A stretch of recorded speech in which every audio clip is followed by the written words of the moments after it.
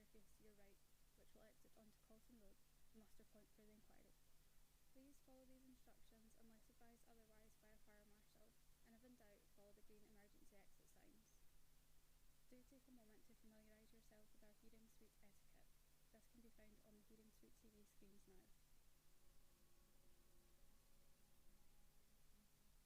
There is a cafe on the ground floor selling hot drinks and snacks, but we kindly request that you only consume water in the hearing suite. You can help yourself to water in glasses, which you can find in the kitchen next to our reception desk. Inquiry staff are wearing orange lanyards. Please approach them if you require assistance. Please ensure that your phones, laptops and any electronic devices are on silent mode. Device screens may be captured on the broadcast during wide shots of the hearing suite. All attendees are kindly asked to stand when the inquiry chair enters and leaves the hearing room. A member of the inquiry team will inform you when to stand. Please remain at your seats until the chair and witnesses have left the room. Thank you for your attention. The hearing will start in a few moments.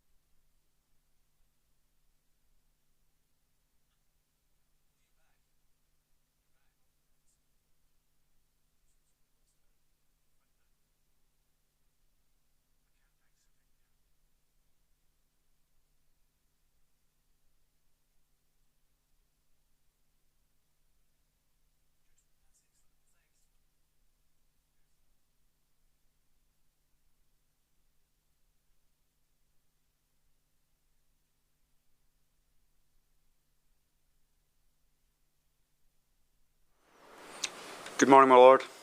Good morning, Mr. Turner. Now, you have a panel for us today. We do, indeed, my lord. This morning, my lord, we have a panel consisting of members of the Independent Food Aid Network and the Trussell Trust Network. Very good. Now, good morning to you all. Good morning. Good morning, my lord. Now, Mr. Turner will have some questions for you, so when you're ready, Mr. Turner. Thank you, my lord. Good morning, everyone. Morning. Morning. First of all, could I just remind you that today's panel hearing will be transcribed. If you could speak slowly and clearly and try not to speak over each other, that will help our stenographers greatly. Thank you very much. I'm going to come to each of you individually, first of all, and if I could please ask you just to confirm your full name for His Lordship, which organisation you work for, and your role. And if it was different during the pandemic, maybe you could tell us that as well. Mrs. Neely, if I could start with you.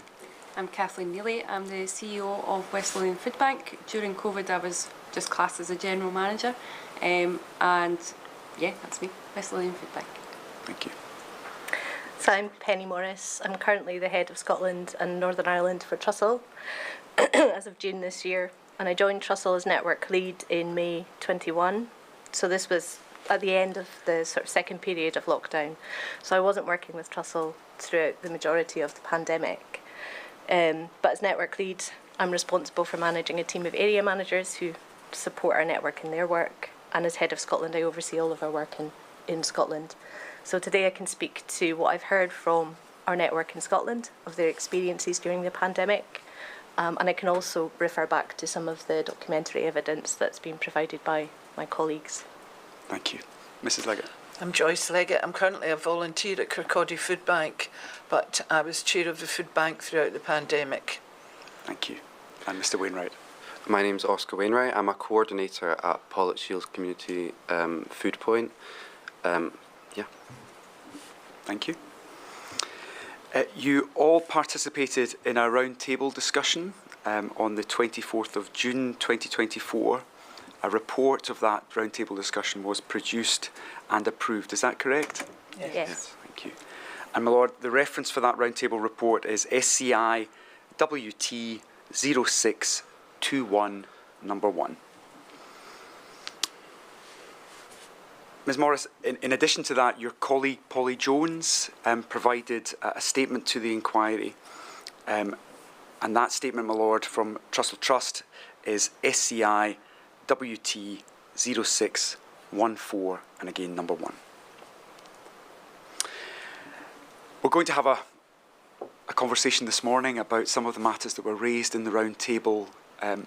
We may not have an opportunity to discuss every single point that you raised there. His Lordship will, of course, have an opportunity to consider both the round table report and any other documentation which have been provided to the inquiry. That will all form part of His Lordship's considerations. Excuse me. First of all, could I please ask each of you about your organisations? I'll come to you each in turn. First of all, again, if you could just tell us what the organisation is and perhaps what it does and how long it's been operating. Mrs. Neely, could I start with you again? Yeah, so I'm the manager of West Lothian Food Bank. Pre-COVID, we had 11 distribution centres all around West Lothian and everybody collected parcels. When COVID kicked off, we closed all 11 distribution centres and started a delivery service. In that process, we also lost 200 volunteers. So there was a big turnaround over the weekend. But since COVID, we've developed different things like we now have a garden project, so we've produced fresh produce to go into our packs as well. But we've tried to do a whole holistic approach to make sure that everybody's getting their benefits advice and support going through debt advice and things like that as well, to try and lift them out. We shouldn't have food banks. Thank you. Ms. Morris? Yeah, so Trussell is a UK-wide anti-poverty charity and a community of food banks. We work together to provide emergency food parcels to people who can't afford to buy food. And we also work together to campaign for the necessary changes that would make food banks unnecessary in our communities. The network of food banks that we work closely with are all independent charities, and we support that network to provide a high-quality crisis service, as well as providing support to provide other types of service like access to advice for people using food banks through grants. And we also work together to influence change with the UK and the Scottish Government. In Scotland, we work with 41 independent organisations who are all part of our network, located in 26 local authorities. At the time of the pandemic, we were working in 28 local authority areas.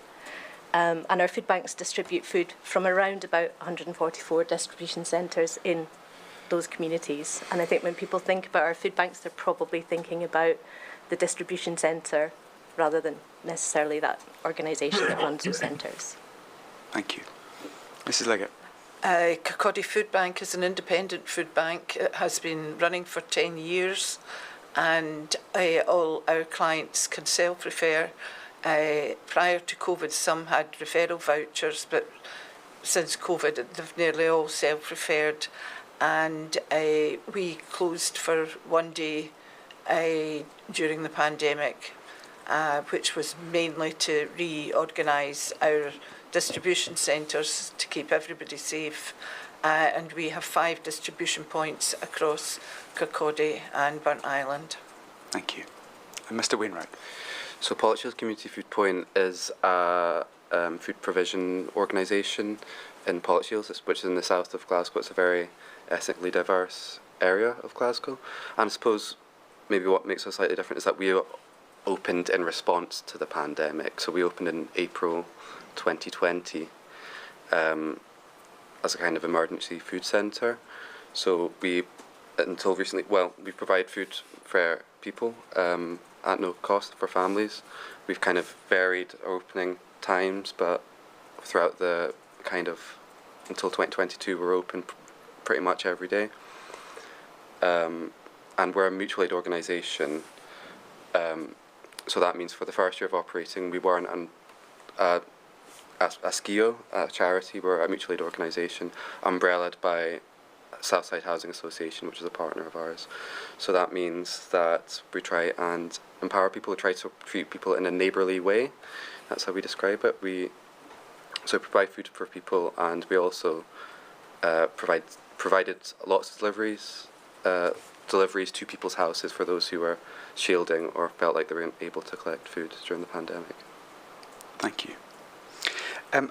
I'd like to ask you all now about, just to give His Lordship a bit of an idea as to what the position was immediately before the pandemic in terms of the requirements for food banks, and how that changed as we moved into the beginning of the pandemic.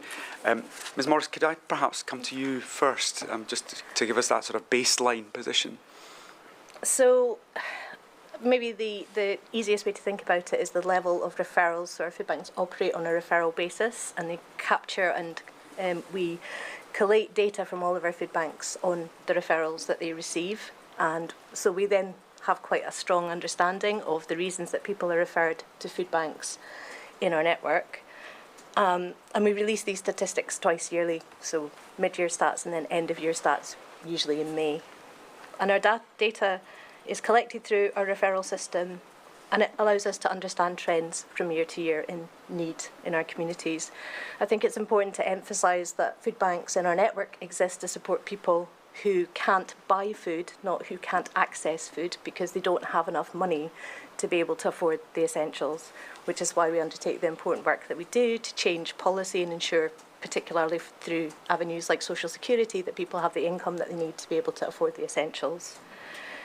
In the period of between 2018 and 19 and 23-24, which is a period that we have a full year's stats for, in Scotland we've seen a 21% increase in demand or need for food parcels from our network in Scotland, and a 94% increase in the UK in our network as a whole. So it's clear that the level of need, the level of hunger in Scotland has not diminished since the pandemic. And actually during the period of the pandemic we saw a slight decrease in referrals to our food banks overall, which we attribute to the establishment of other food aid providers and charitable food aid providers in communities.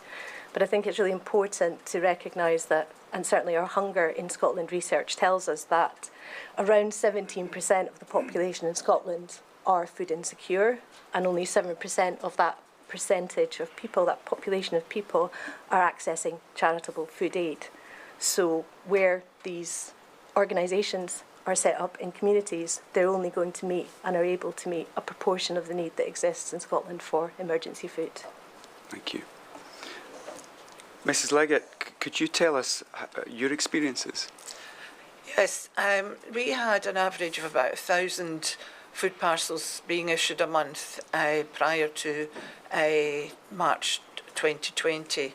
And by April, the increase was 30-odd%, 33% almost increase within about 2 weeks of lockdown, which took us really by surprise. We were expecting it to take much longer before the increase in poverty, which let us know that people are living wage to wage.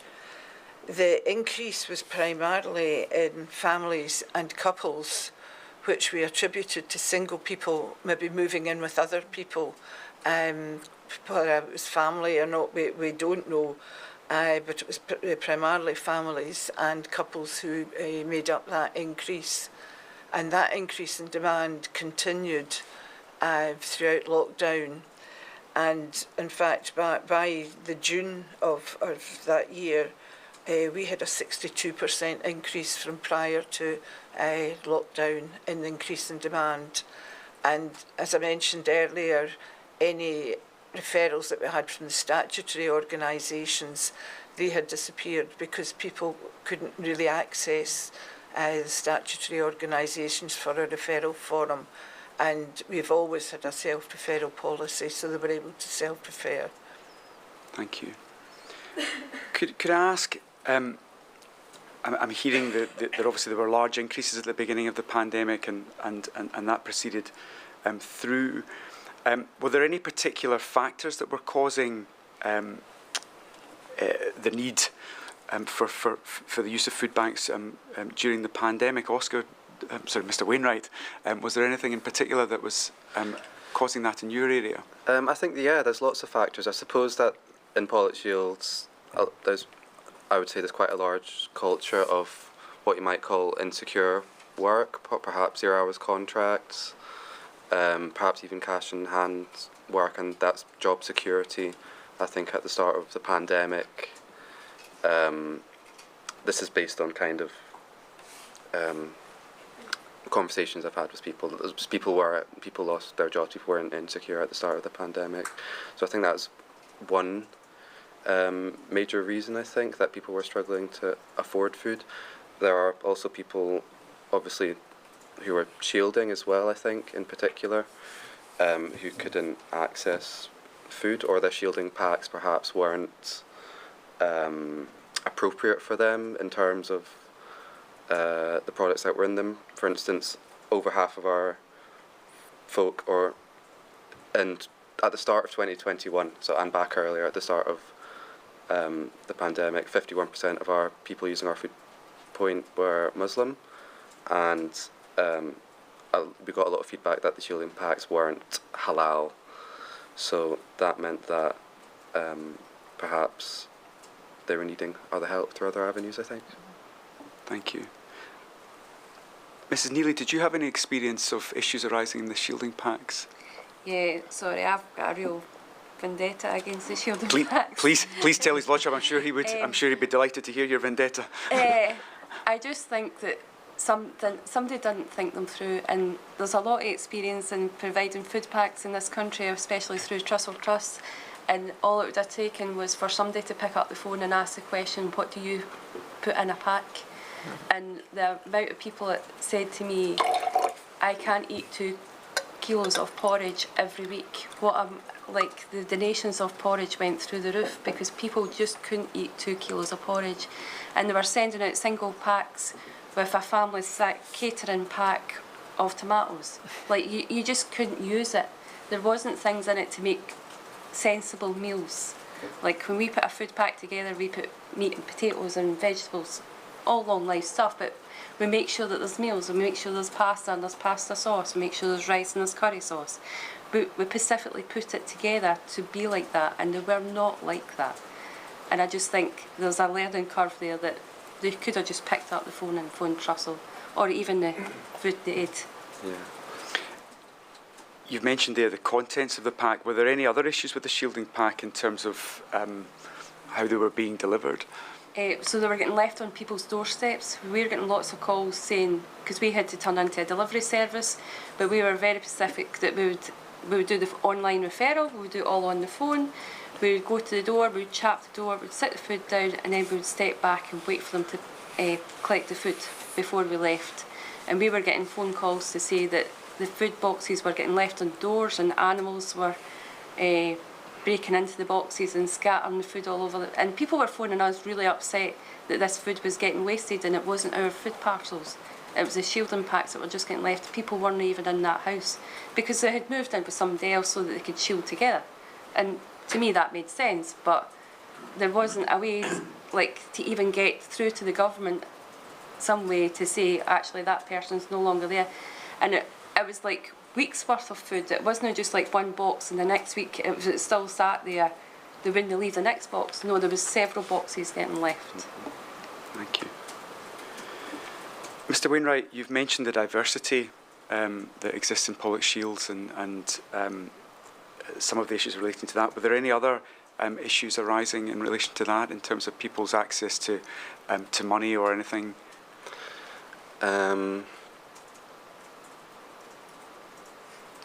Language considerations, perhaps.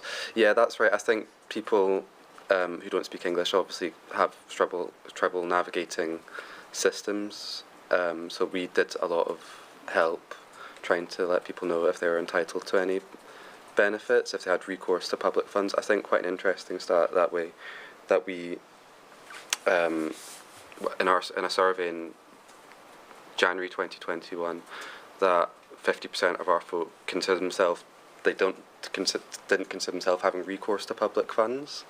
Now that might be, like, I'm sure generally a lot of them don't have recourse to public funds, but I think a lot of people don't know how to navigate these systems. So we try to do a lot of work around that, but it's very hard. That takes a lot of time to do. So we try and work specifically with volunteers who speak our community languages, which tend to be Urdu, Punjabi, Arabic as well. But it's a long process. Yeah. Thank you. Could I add? Yes, of course. To that question. So I think in terms of the sort of response to people who were shielding, most of that was coordinated by local authorities. So each of them in the different local authority areas where our food banks are located responded in different ways. Every local authority in Scotland set up a helpline, and that helpline enabled people who were unable to access food or couldn't afford to buy food to ask for support. One of the challenges that I think, and something we certainly maybe want to learn from our experience in this pandemic, is that there is a distinction and needs to be a distinction made between people who can't access food but could afford to buy food and people who are on low incomes and experiencing poverty who can't afford to buy food. What we know from our work is that cash first responses are very effective. So what we mean by that is providing people with sufficient income or supporting people to access advice so they can increase their income from work or social security so they have enough money in their pockets to be able to buy the food that they need, and also to enable people to be able to access crisis grants, for example, the Scottish Welfare Fund, at a point of particular financial hardship. What was really effective during the pandemic were things like furlough. Only 4% of referrals to our food banks across the UK during that period were from people who were furloughed. So that support did provide people who were in precarious work, who weren't able to access work at that time, to maintain an income which kept them in a position where potentially they didn't have to rely on charitable food aid, at least to some degree. And we welcomed the Scottish Government's commitment and further investment in the Scottish Welfare Fund at that time, which also, we can assume, supported people to not have to be referred to food banks. If we are to face another pandemic or a situation similar to that in the future, I think it's really important that we recognise the distinction between accessing food or not being able to access food and not being able to afford food, and we utilise the existing infrastructure and levers that we have to be able to support people on low incomes to access the cash and the increased income that they need to keep them financially secure during that period of time. It's certainly, I think we all saw, I think in Trussell we saw an 89% increase in referrals to our food banks in the first 2 weeks of the pandemic, and then from that point in time things levelled off and became a bit more stable. That's across the network, so not in individual food banks have different experiences. But I think what we can say is that these interventions at points in time during the pandemic potentially prevented a much higher need for charitable food aid and referrals to our food bank network and to other food banks and similar in communities. Thank you. Excuse me, David. Yes, of course. Regarding shielding packs, I think I agree with what everybody else has said, but one thing that we get repeated complaints about where people couldn't stop them being delivered. If they didn't need them, they couldn't have that stopped, and that was a real issue. Thank you. I'd like to ask you now about the activities which were being undertaken at the time. Ms Neely, you've already talked about some of the changes that happened in West Lothian. Could you explain to His Lordship a bit more about what West Lothian Food Bank was doing over the pandemic? What were we not doing? It felt like we took on so much work. We did the track and trace parcels for West Lothian. We were also coordinating the food network at that point, so we were buying in food for other local charities that were doing some kind of food insecurity. We were taking in a ton of food and putting out a literal ton of food every single day, and we coordinated that. And as Oscar said, that we were buying special food at one point from Africa. Who knew that we could do that? We did it, but we just took on so much. And actually, when it got to the end of the year and we were writing down what we did, we actually forgot that we had made 1,000 track and trace parcels and delivered them. How could you possibly forget that that was how much work we were actually getting through? And it was crazy. You've mentioned the food network. How did that come about, and how were you operating that? Or who was operating that, I suppose the question. So just before COVID hit off, the council were looking for somebody to take on the food network coordination. They were trying to bring everybody together that was doing some kind of food security and coordinate that. And we decided, well, actually, we do a lot of that already. So we had just offered to take that on. And then everything went whoosh and went bang, and all of a sudden we went through 17 organisations and we grew it to 47 organisations. We had to end up with 5 van drivers and 4 vans at one point just to coordinate that. But it was a lot of specialised food for specialised communities at the same time. And we even had one point school teachers coming and collecting food and dropping off food for Pacific kids at schools or at home that should have been at school. And who was coordinating that? Did you have a large staff to coordinate all that work? We had some staff at that point. I mean, pre-COVID, we had about 4 staff. During the height of COVID, we had 28 staff. So the more staff you have, the more problems you have. So we had to all of a sudden have to deal with all these HR contracts, but there was nobody there to support us with that. I found that really hard, that we had to grow our staff so much, but we had to try and find staff that we knew, because we had the police in that told us we were a big security risk right at the start and not to let any strangers in our building. So we were basically going about saying, do you have any friends or family that's looking for a job, that's needing something to do? And that's how we got volunteers and staff during that time. Mrs Liggett, could you tell us what was happening in Kirkcaldy? Well, we lost 70% of our volunteers overnight through either age or health conditions. And we also had an influx of volunteers, people volunteering, people who were furloughed, students who couldn't go to university, etc. So we were very lucky that we were able to make up the shortfall very quickly. The challenge for us was training them quickly enough and adequately enough, particularly those that needed to work front line. We had a huge reduction in food donations from the public, which did impact us, and we were unable to purchase food from local supermarkets the way we had prior to COVID, which was a huge issue for us. And the fact that a lot of the statutory services, people were working from home, but we didn't have their individual mobile phone numbers. That was a bit of an issue for us at the beginning of the pandemic. It was it was very challenging, you know, that this turnover of 70%, we have about 160 volunteers, so we lost a lot of people in a very short time, and then all these stranger faces came in as well, so it was that was quite challenging. The one thing we were overwhelmed with was cash.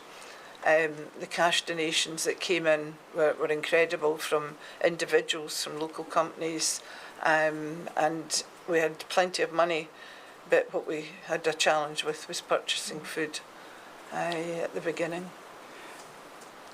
In terms of the services that you were providing, Mrs. Leggett, did those change dramatically, or was it just an increase in what you were already providing?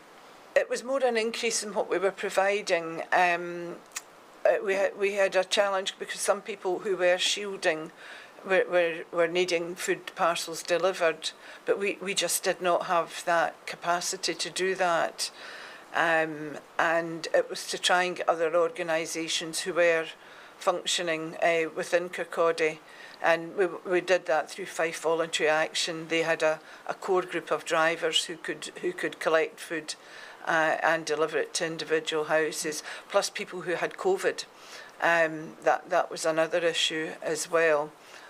We also had to work in teams and in bubbles, so that if any individual did have COVID within that team, we could step that team aside and have another team there. But I have to say that throughout the pandemic, we didn't have one single volunteer who contracted COVID due to all the measures that we'd put in place for them. Thank you. Mr. Wainwright, your position is slightly different, I know, to everybody else's, in that you started, publishers had started up during the pandemic, but could you tell us about the kinds of activities you were carrying on? Yeah, absolutely. So we're providing kind of up to 60 food parcels per day in person over kind of a 2-hour window for people to come and collect, and then maybe up to 10 for delivery per day. So that was obviously our main activity. We also, working with mutual aid volunteers as well, we were providing a lot of prescriptions for people. So allowing people, collecting prescriptions for people. We were doing food shops for people as well, who, as we're talking about, maybe could afford food but were struggling to access it. We were also thinking about giving away cash and shopping vouchers when we had funding to do so. So we did that particularly during the winter period, the Cora Foundation funding to do that. We were also providing hot foods, like during the winter time, during services, if it was possible, for either to take home or a small space where they could eat it somewhere warm. We were working to provide, I suppose, a small level of enterprise as well. We picked up some contracts to do the Children's Holiday Food Programme during the school holidays. So that's for money assigned for children to eat during the holidays. So we're doing cooking for that as well, to bring in a little bit of money for ourselves. Yeah, and I suppose just at the same time we ran lots of sessions, lots of training sessions for volunteers, for trying to skills boost a kind of volunteers, and there's no clear distinction, skills boost our volunteers and our visitors, you call them, as well. So yeah, but I mean, it was food mostly, to be honest, like just providing food packs for people most of the time. Thank you. Ms. Morris, I don't know if there's any other activities that the wider Trussell Trust network were providing, and if there are, please feel free to tell us. I wanted to ask you though about partnerships that organisations had. Did members of your network have any assistance from other organisations? We did. We were, as an umbrella organisation, quite early on in the pandemic, across the UK, we were able to enact some partnerships, or to utilise some partnerships that we already hold with, for example, Tesco and Sainsbury's. We knew very early in the pandemic that many of our network were struggling to be able to access their usual sources of stock raising. So a lot of our food banks will stock raise via their local supermarkets through collection points. Obviously, these weren't accessible to our food banks at that initial stage of the pandemic. And also there were a lot of shortages because people were panicking a little bit, and it was very difficult to buy adequate quantities or to pick up the adequate quantities of certain goods that food banks would rely on in those early days. We have existing relationships with these key supermarkets, and they were unable to sell some of their food. So very quickly, centrally in Trussell, we established, in partnership with some other companies, so Sky, British Gas, Pallet Force, and we were donated access to a warehouse sort of centrally where we could take some of that food and then we could distribute that to our network to help to try and plug that gap in some locations. We had not, prior to that time, run any kind of centralised logistics. It's not the business that we're in, and we don't do that now, but at that point in time we were able to work with those corporate partners to be able to try and plug the gap in terms of stock raising that our network was experiencing. You've mentioned there, and I'm not here to promote anyone, but you mentioned there specifically British Gas and Sky, and in terms of distribution, did you get any assistance in that regard? So again, I wasn't with Trussell at that time, so I'm relying on... Mrs. Neely's nodding, so perhaps she can answer. Actually, one of my neighbours was quite high up in Sky at the time, and he says, we have loads of van drivers with nothing to do, and I've got loads of packs that need delivered, send them our way. And it very actually quickly spread across Scotland. That's why the Sky relationship built very quickly. But we had Sky vans and British Gas vans going out doing a lot of the deliveries, especially at the start, before we could actually get a van and get drivers in. They were doing a lot of the deliveries. We had video cameras, and I can just remember seeing them all carrying. We had loads of Easter eggs because our local chocolate shop shut down, and I can still see them all walking about with these big Easter eggs. Thank you. Mr. Wainwright, you mentioned that when you first started, you were partnering with Southside Housing Association. Was there a reason why they were involved as a partner? Yeah, because they were willing to provide us a premises to use, basically. And I think there's also, they have a lot of houses in the area.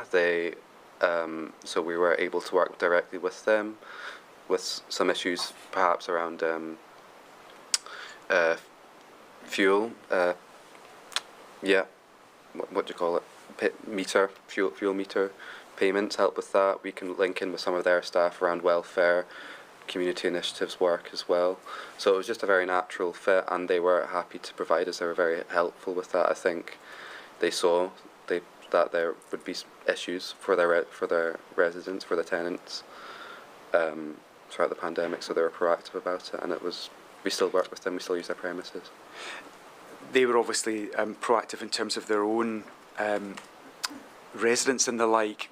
Were you providing services to their residents as well, or was it wider than that? Oh no, it's wider than that. Yeah, we don't work on a referral basis, we never really worked on a referral basis. So we helped a lot of their residents, but it was also other people in housing nearby.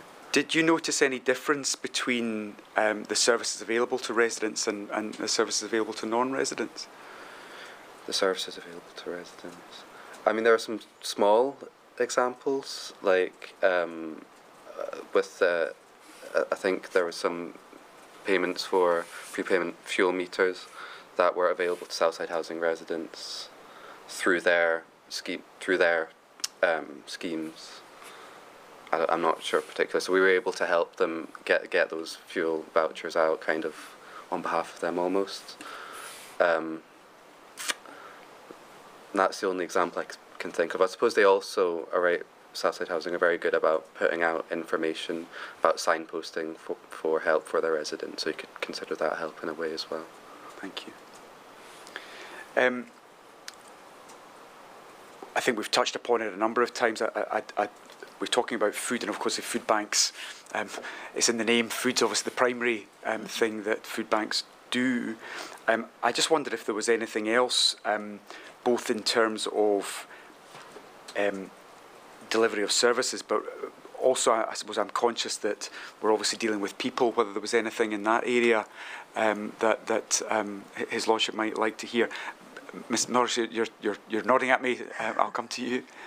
And I think this is probably true of many crisis food providers, whether they're part of Trussell or whether they're part of the independent food aid network, but a very large part of the support that is provided to people who are referred or access these services is about a point of contact, about a warm welcome, if you like, at a centre, and a cup of tea and a conversation about the issues that might have brought them to the food bank, and then support from volunteers or frontline staff to then signpost them onto or make referrals into other services. And this, we sometimes refer to this within Trussell as our cup of tea model. Obviously, during the pandemic and with a need to socially distance and to manage volunteers in different ways, but usually through some kind of bubble or sort of schedule of volunteers, people couldn't be invited into centres in the same way that they had been before. And I think there was definitely an unnecessary move to a much more transactional way of working to just ensure that people were able to access the food that they needed to access. One of the challenges that we've seen subsequent to the end of the pandemic is that we haven't seen a decrease in the level of need or referrals to our food banks. So last year, in 23-24, we saw the highest ever level of need and referrals to Trussell food banks in Scotland. And this year, in the first 6 months of this year, we've seen only a slight decrease. So we went from the pandemic straight into a cost of living crisis, which really exacerbated food insecurity in Scotland. And so our food banks have moved to a more transactional model of operation because they had to during the pandemic, but because that level of need has continued to increase and then is still at a record high for many of our services, although they very much want to and are still providing a warm welcome and a cup of tea, it's not the way that they would necessarily like to be able to support people. Another challenge through the pandemic was, as colleagues have already referred to, a lot of frontline services, and particularly statutory services, closed in communities. They weren't accessible to people during the pandemic. And for a period of time, there was really no support apart from the food banks that were still operating in some of those communities for those first few weeks because those services hadn't yet set up online and people weren't necessarily easily able to access support from these wraparound services or these earlier intervention services. So in a lot of cases, our food banks almost became the only thing that was open in town, the only sort of source of support for people beyond food, but also to access advice or to figure out how to make an application to Scottish Welfare Fund, that kind of thing. So it was a very difficult, I think, for many of our food banks to be able to deal with, on the one hand, being the only thing that was open and the only source of support for people, at the same time as not being able to invite people in to sit down and have a conversation and to support them in the way that they would probably like to. Thank you.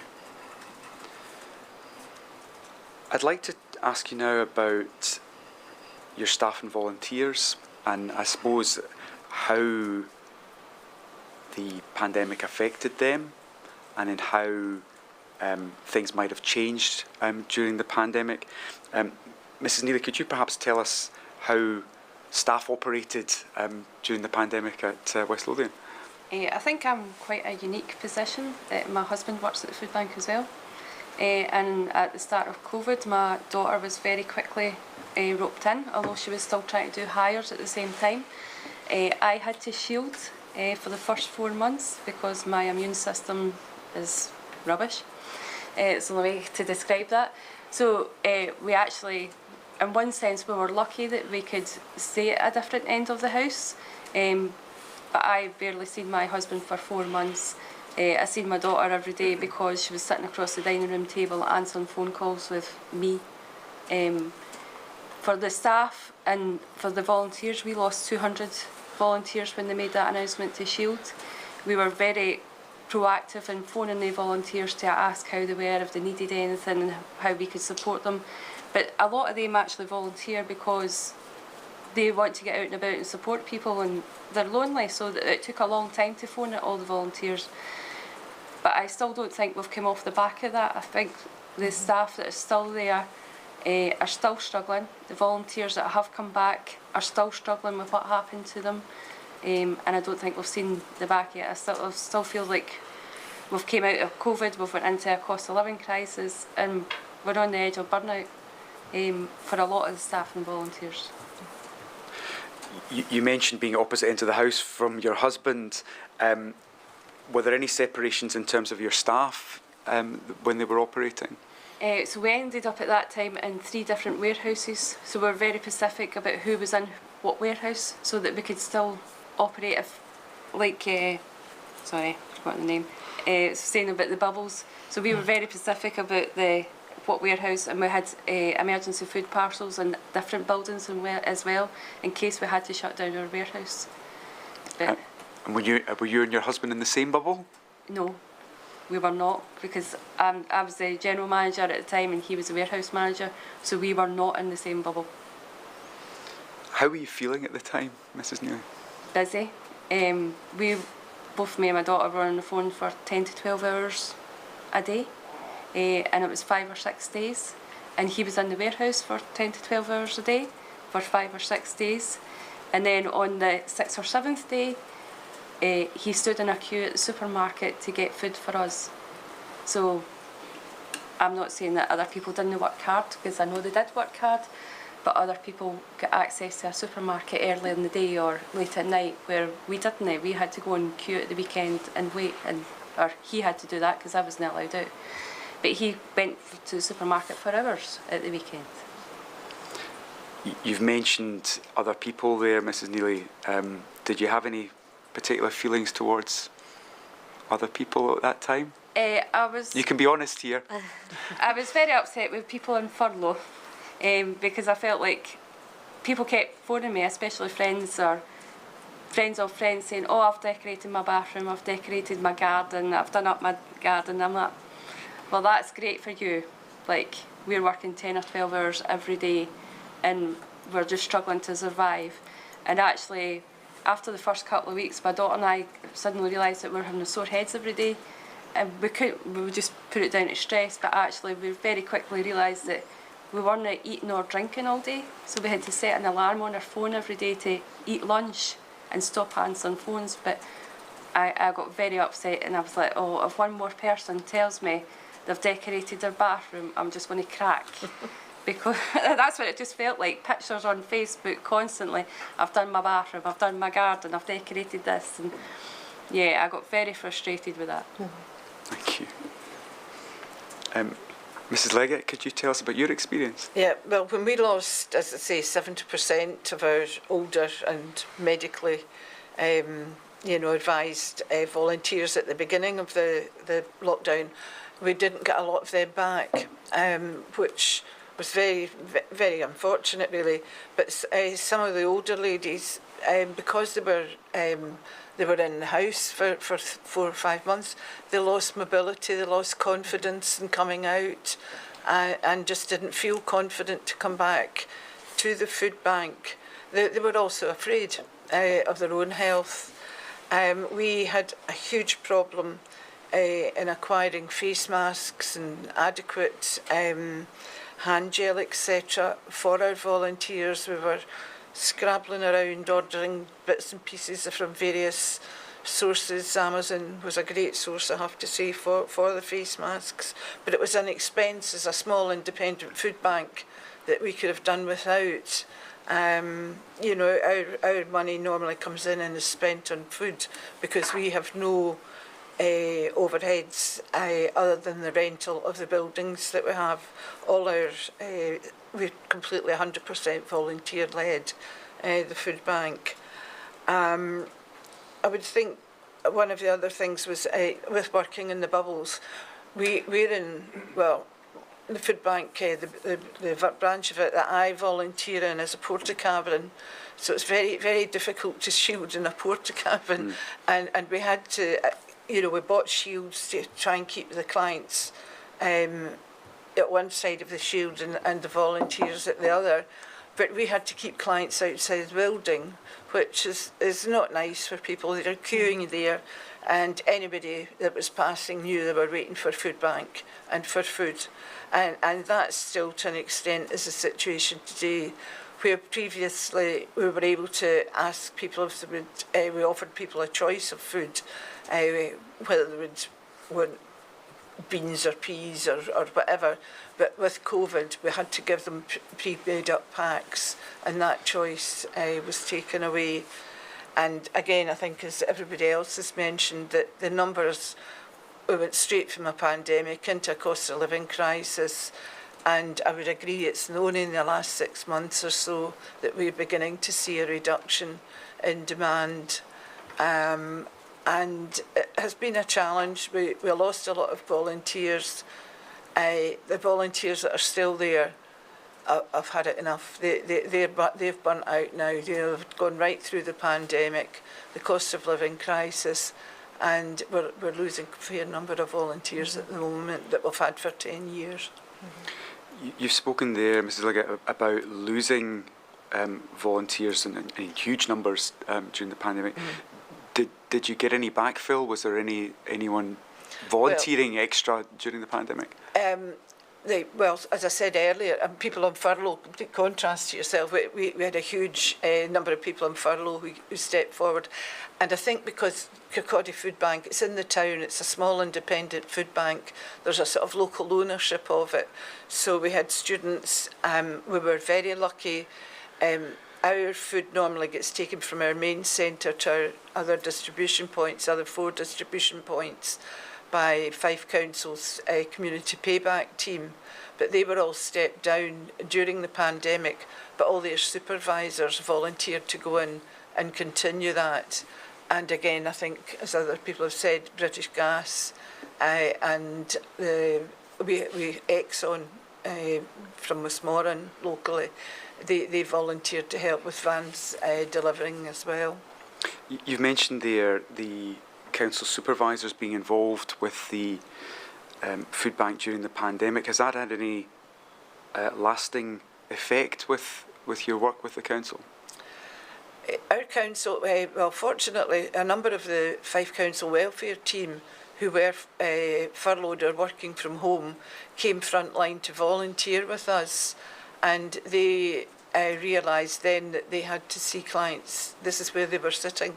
They weren't coming into offices to see the welfare team, and since the pandemic, the welfare team have actually come into our food bank premises, which has made a huge difference in people being able to access, the various benefits. And one thing, a lot of the clients that we have locally is literacy problems. They just can't, looking at a computer or completing a form is really impossible for so many of them. So having somebody who could take them individually to complete these very complex benefit forms was a huge advantage, and that has continued, but we're still getting help from the welfare team, and that would never have happened pre-pandemic. Thank you. Mr. Wainwright, could you tell us about the experiences in Pollokshields? Sure. I suppose to clarify, for most of the pandemic, I was the only member of staff, and we're a voluntary kind of led organisation. As a mutual aid organisation, I'm a coordinator. I coordinate, but I would say that perhaps it's slightly different being in a highly urban area.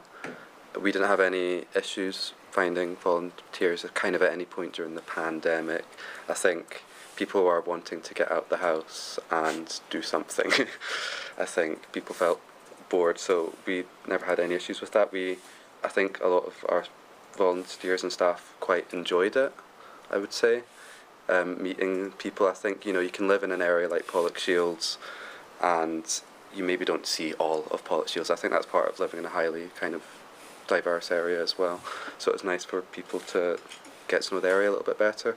I think that we trained people, and I think that was good for them, particularly young people. That we had young people who started off visiting us for food, and then eventually became part of the boards of the board of trustees, and that was highly valuable for things like college, university job applications. People also enjoyed coming in and practicing their English, their voluntary, and that's again very highly valuable. That was valuable for them, I think. So I think there was definitely enjoyment. I think it was stressful. I think for instance, I was assaulted during COVID as well. I had to file a police report, and there's instances where I didn't feel totally safe, I think, but that's, I think, being on the front line, as you'd call it, and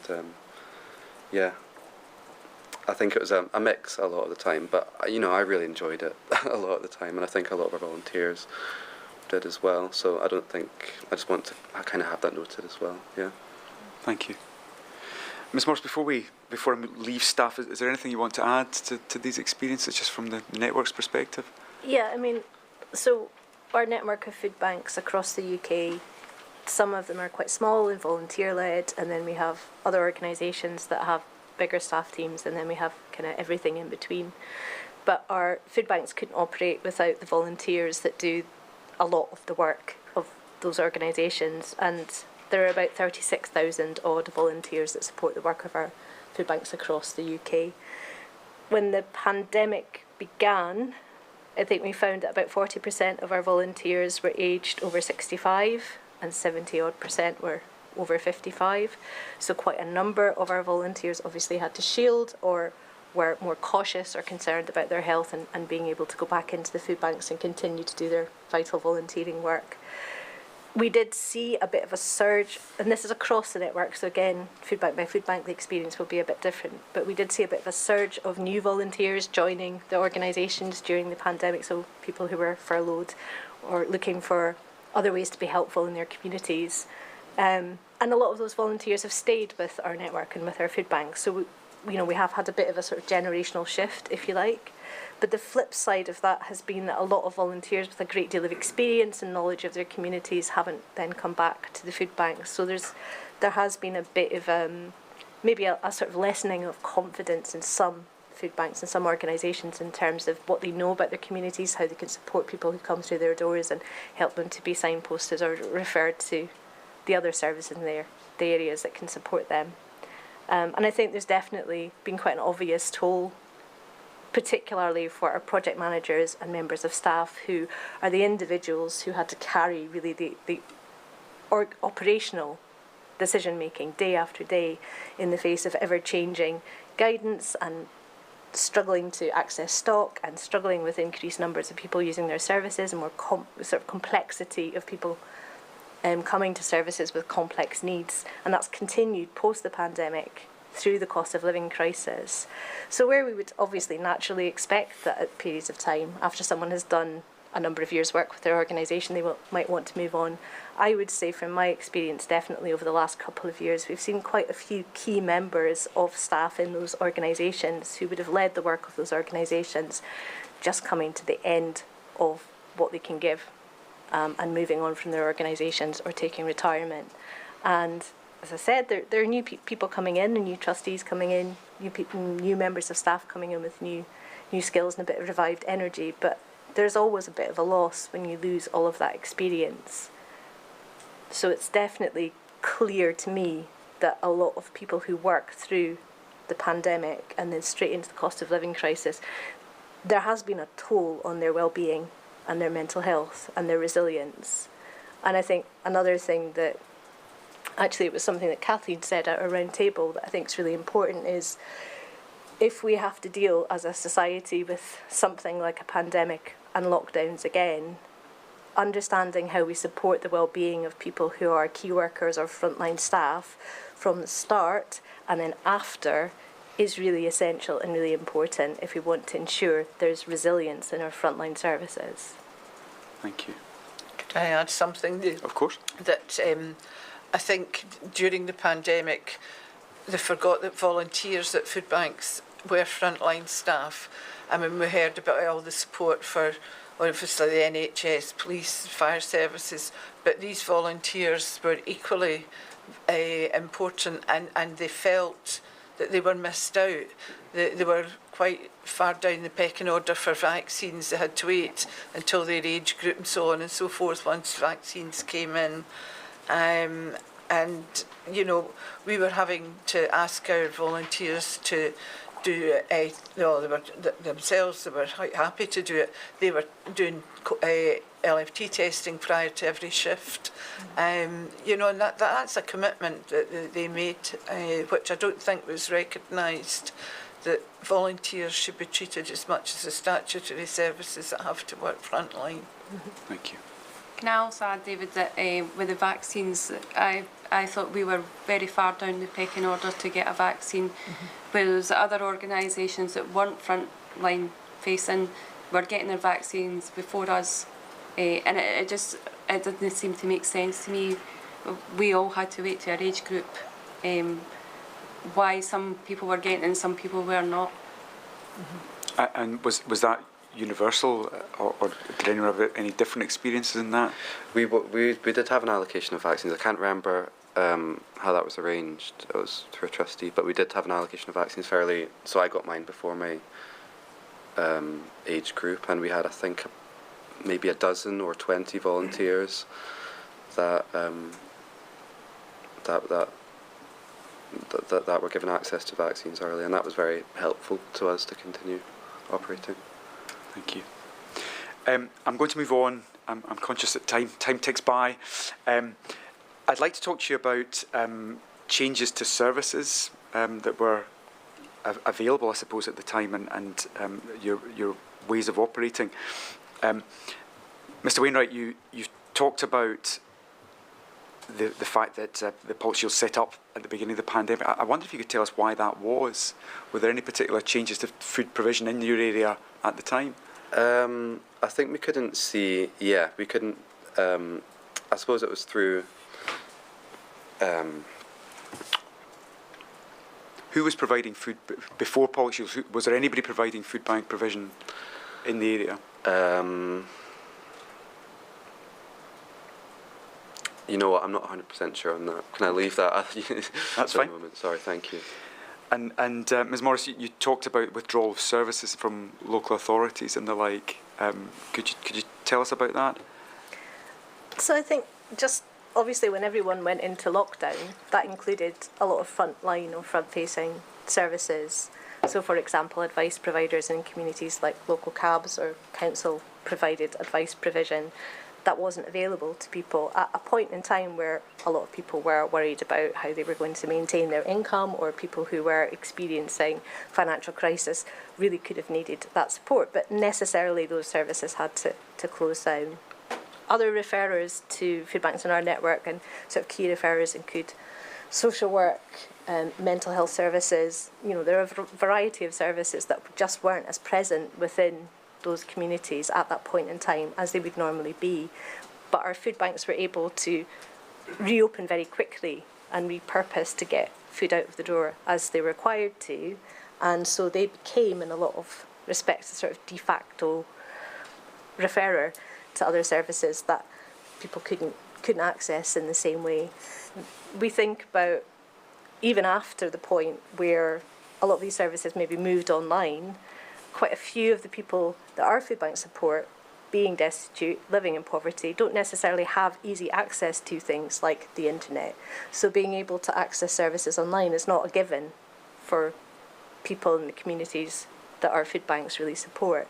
So I kind of refer back to an earlier point about, you know, in any future response, recognising quite early on the distinction between getting food to people who can afford food but can't access food, and recognising the particular needs of groups of people who are living in destitution or who are living with poverty, and the supports that they need to be able to access essential services as quickly as possible, or maintain access to those services, and to be able to access support to increase their income or to access a crisis grant if that's what they need. Thank you.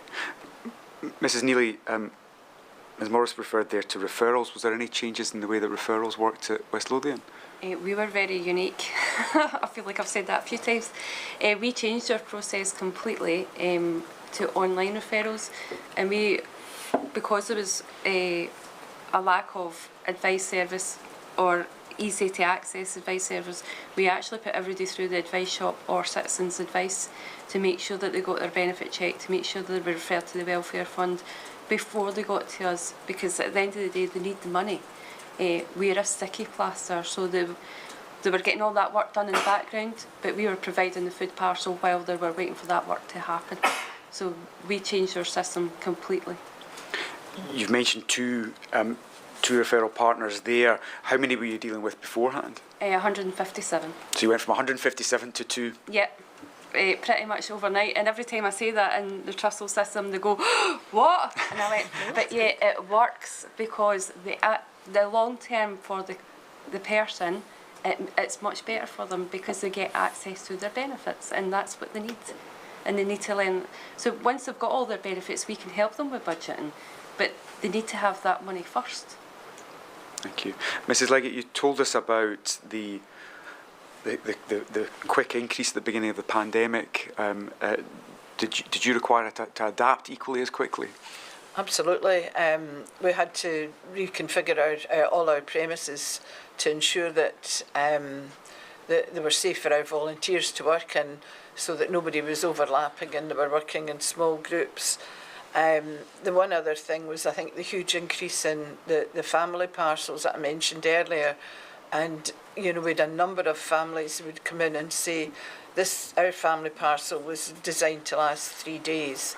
But they were saying, having hungry teenagers in the house who went to school, you know, the parcel wasn't enough for them. So we had to adapt what we were giving to families, depending on the age, really, of the children. And the children were in the house all day. They were hungry, they were bored.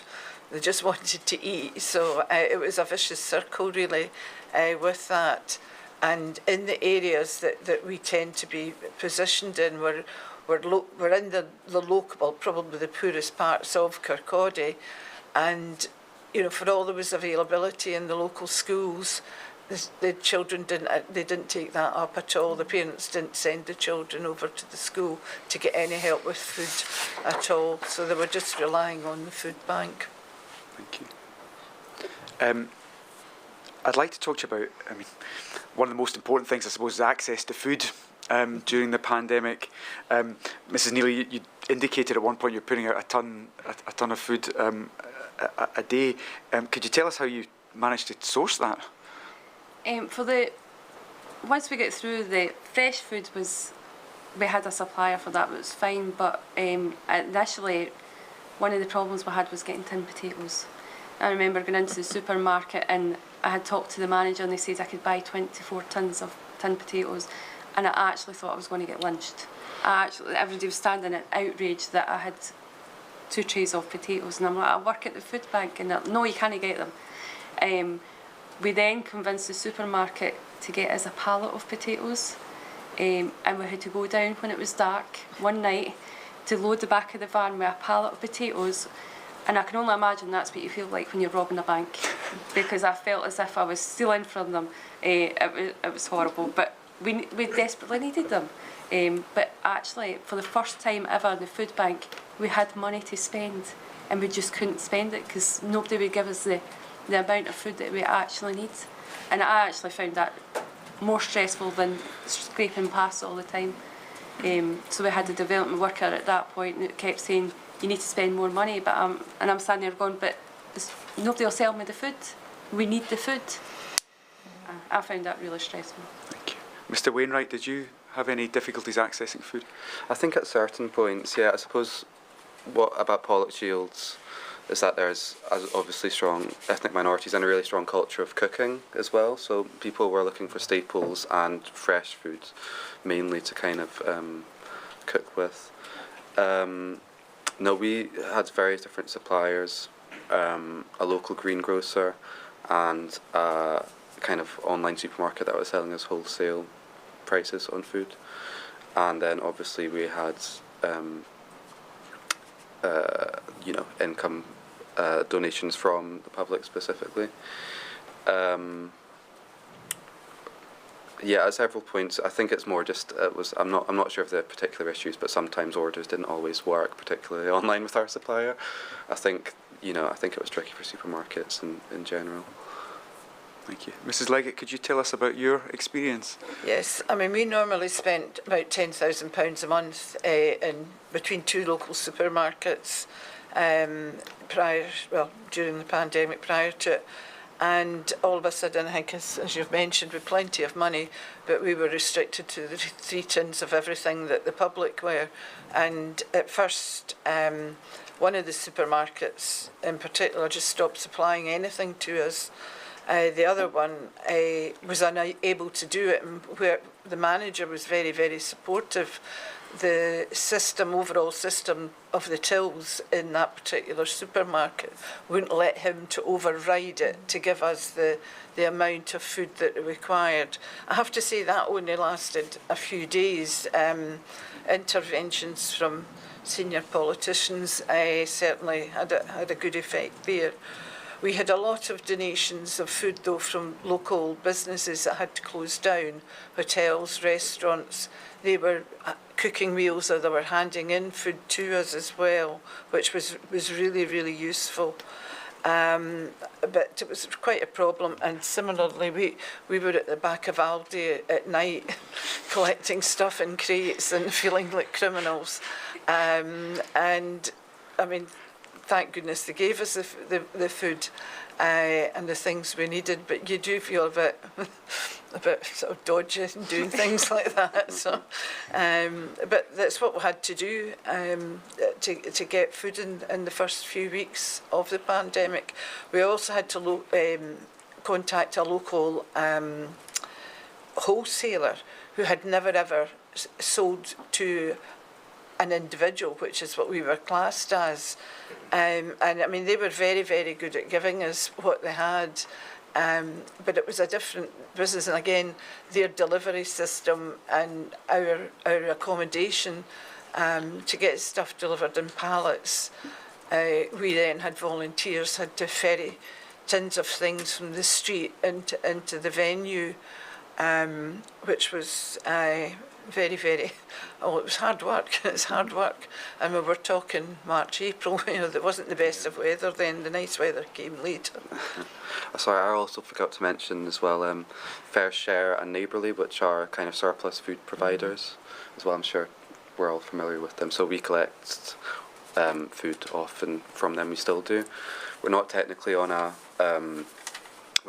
member of them, but they still give us foods that would be like, you'd call it the yellow label reduced stuff. So that is often helpful.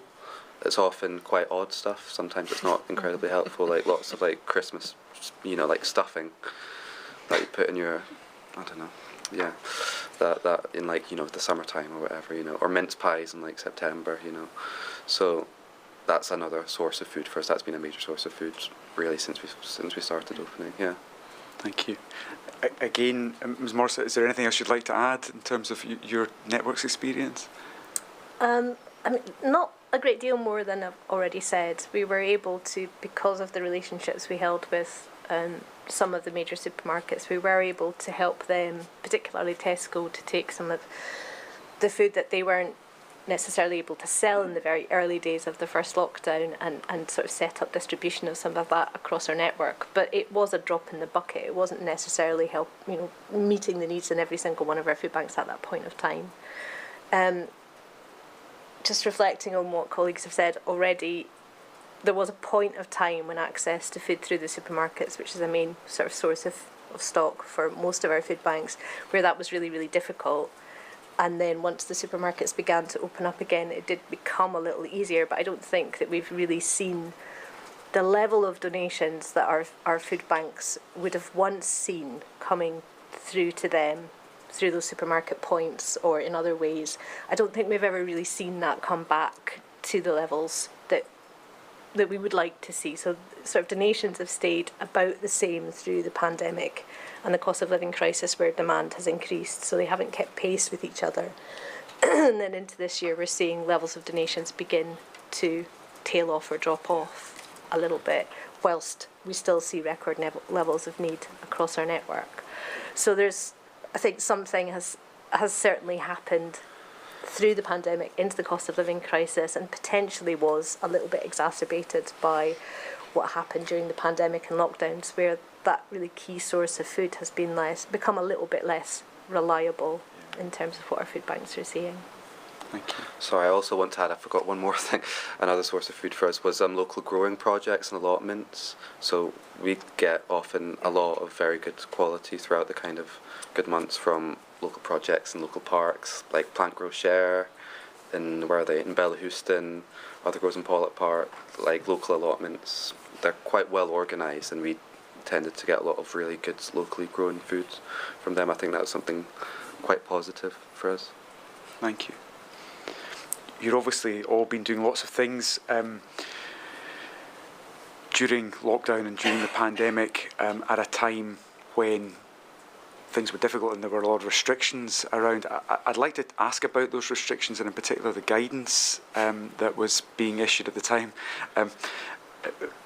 Mrs. Leggett, you're laughing, so I'm going to come to you first. Well, the guidance changed hourly, it seemed, from the government, which was a challenge. And I mean, we were having, our sort of office bearers, we were having several meetings a day, some days, which we were calling our local COBRA meetings, that we had at a very local level, really to keep everybody safe. One issue was getting permission for our volunteers to be out travelling and not getting stopped by the police, when they were going to the various centres. As I said before, the access to when LFT tests became available, the testing, and it just changed so frequently. The guidance of what people could do and where they could come and everything else. And one of the issues, again, I mentioned earlier, the face masks. Very few of our clients would appear with face masks on. And if they did have them on, they'd been wearing them for a week. I mean, they were absolutely, no uses at all.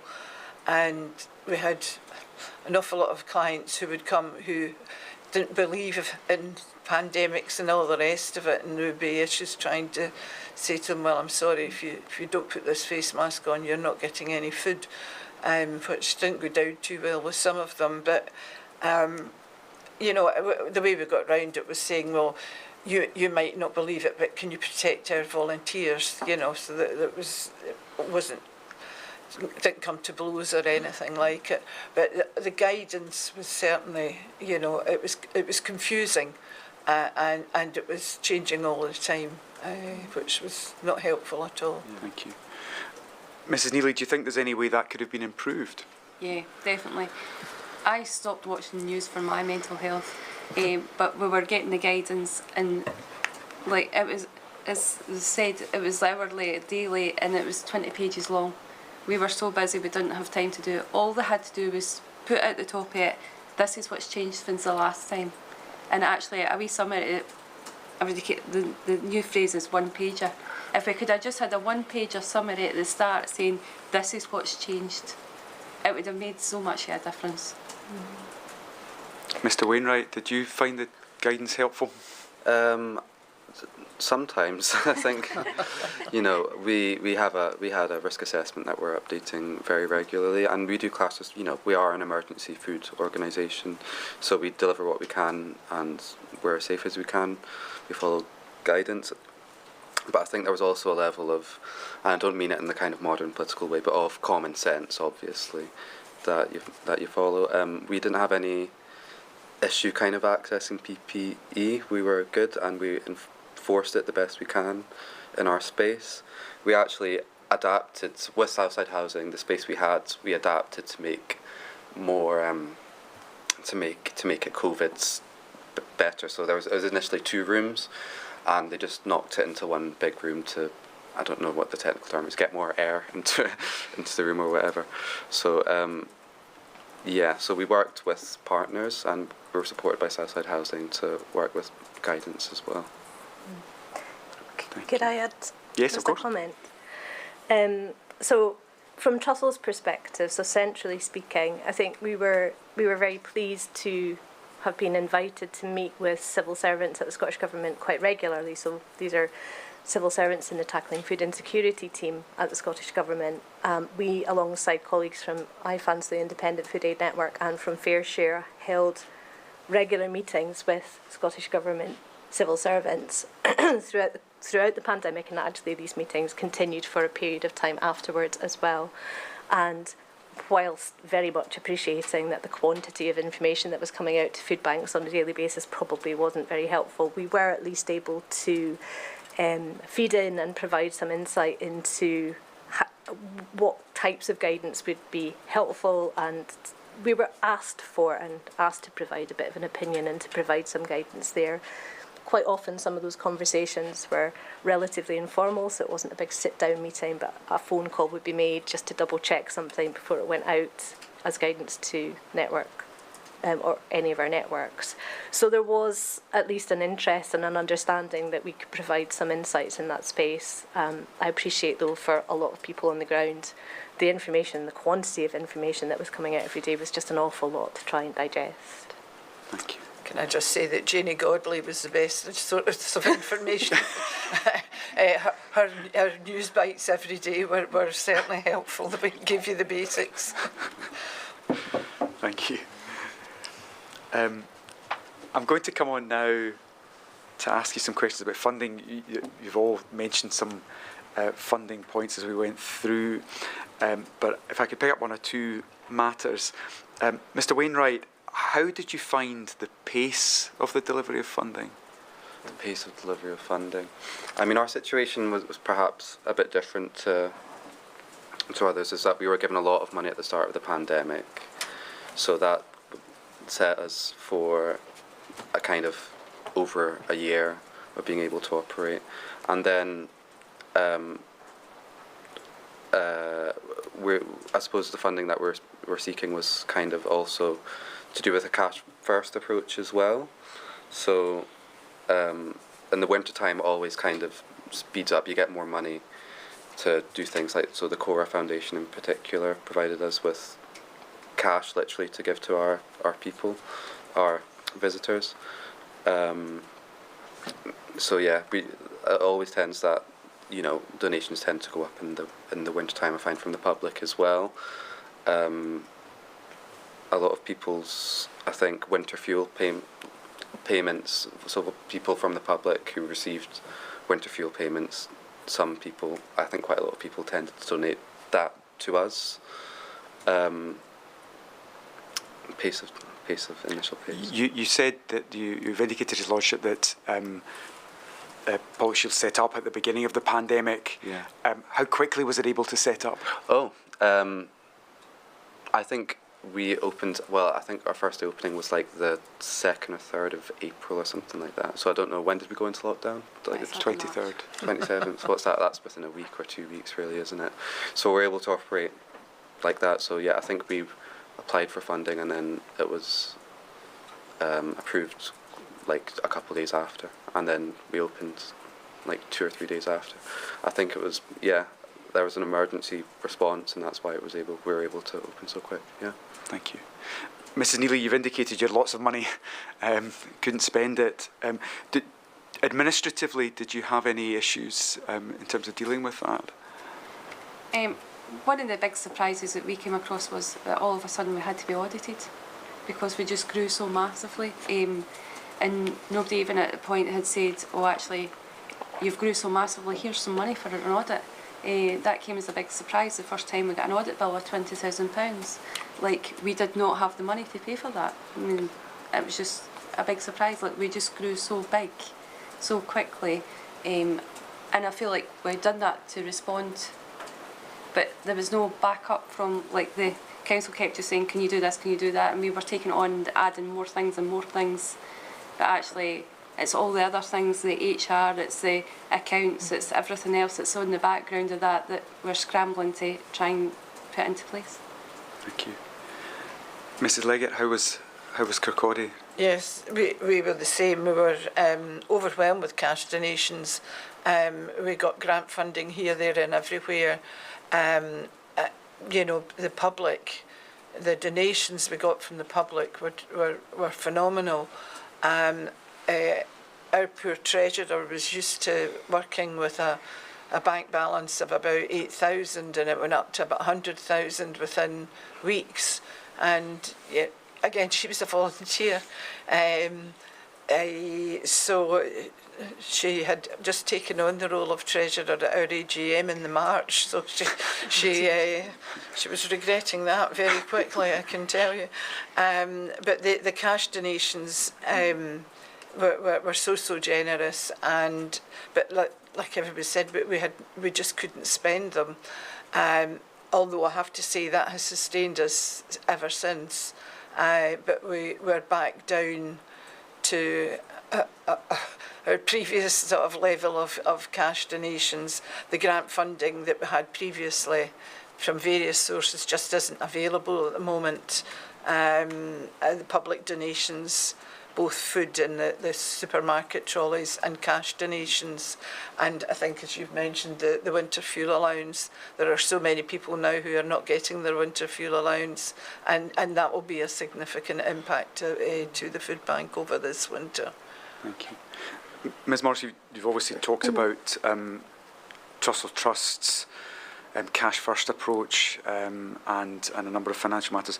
I wonder if I could ask you again, give us a bit of an overview, if you can, in terms of anything else funding-wise that's been fed back via the network. But I wonder if I could ask you also to comment upon the financial position that's been left for food banks from the pandemic. So I mentioned earlier when I was talking about our stats for that 5-year period that we saw a kind of tapering off or a bit of a drop after that initial increase in the first few weeks of the pandemic. Still high levels of need, but a slight dropping off. And then when the cost of living crisis started, we saw a massive increase in demand for food parcels and emergency food support. And last year was a record high across the UK and in Scotland, and a slight decrease of 6% this year.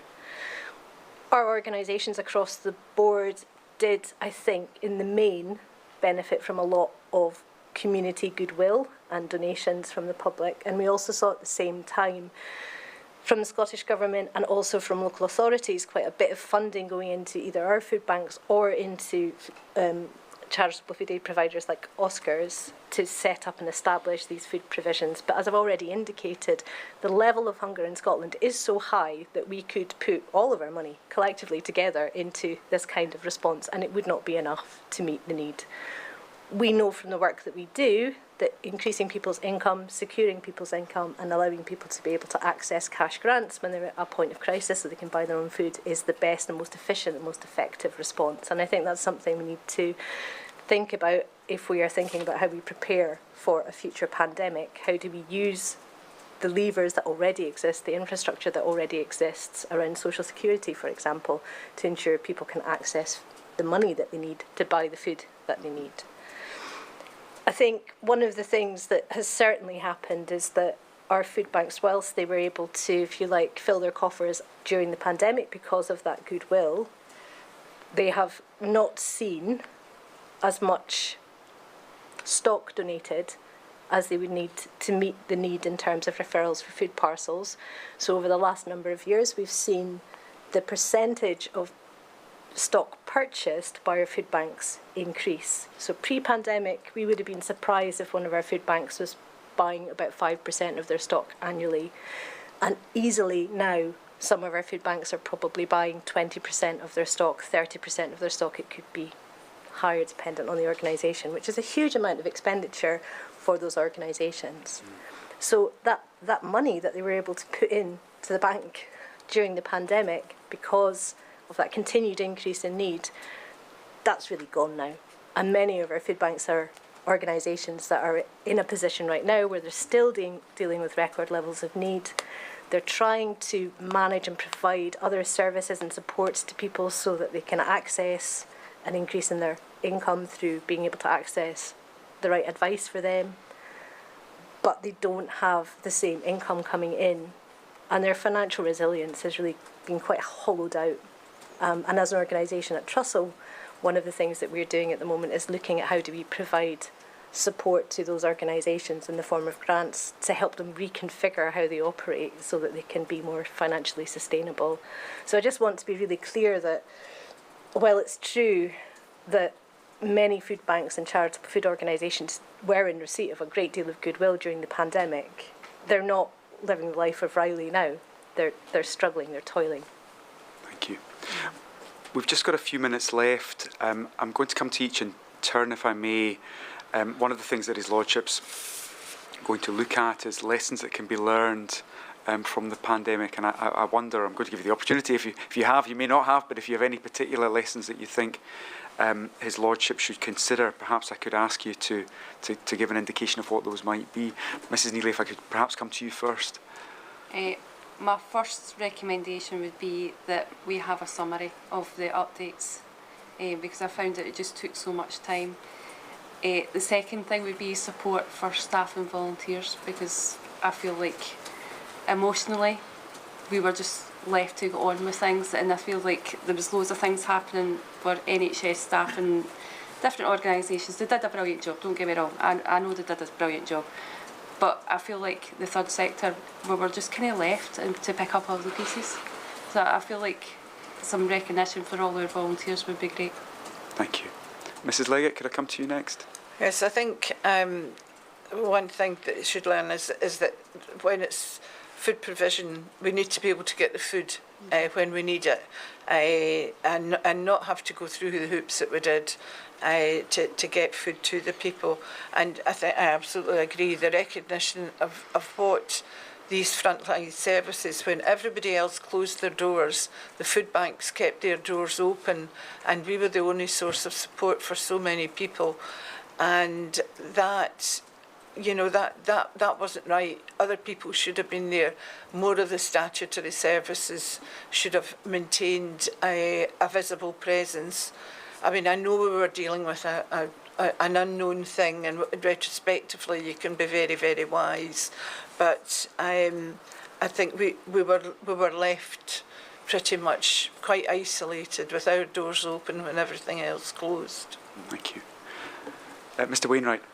I suppose maybe our story is one of thinking about working locally, partnership, working with other organisations, trusting local people, and a kind of, as we say, enabler approach, a mutual aid approach to issues.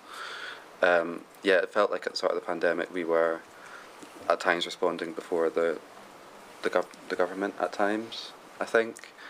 And I think I'm quite proud of the work we did working locally, working with local growers, working with local volunteers. So that's what I'd want to reflect, I guess. Thank you. Ms. Morris, have you anything to add? Really just reflecting on some of the things I've already said and that colleagues have said, I think something that is probably quite key is to understand from the very start, and that includes Scottish Government, our local authorities, the distinction between support to people who can't access food for some reason and support to people on very low incomes who can't afford to buy food. Because for people on very low incomes, who are the people that our food banks support, food is not the answer to poverty. Money is the answer to poverty. Increased incomes and secure incomes are the answer to that problem. And both of these different groups of people need a response, but the response is not necessarily going to be the same. I think the other thing that I'd like to just reflect on what Kathleen has said is that not just in our services, but in a lot of other third sector services as well, who stepped up in their communities to provide supports, there wasn't much to hold them. And I think a lot of people, and this will be true for statutory service providers on the front line as well, they lived through something very traumatic and very difficult, and they're still living with that now. And there's not much out there really for them in terms of well-being support or support around mental health. And we can't continue to bounce from one crisis to another crisis and expect people to step up to the plate and deal with those crises without recognising that they need a bit of support themselves. And we might be in danger of not being as resilient as we could be in the face of something in the future if we don't pay attention to this now. Thank you. Just say thank you all for your contribution. My Lord, I don't have anything else to ask. this morning, unless your Lordship wishes to add anything. No, thank you. Very good. Thank you for your attendance, all four of you. We'll come back again at 11:45. Thank you.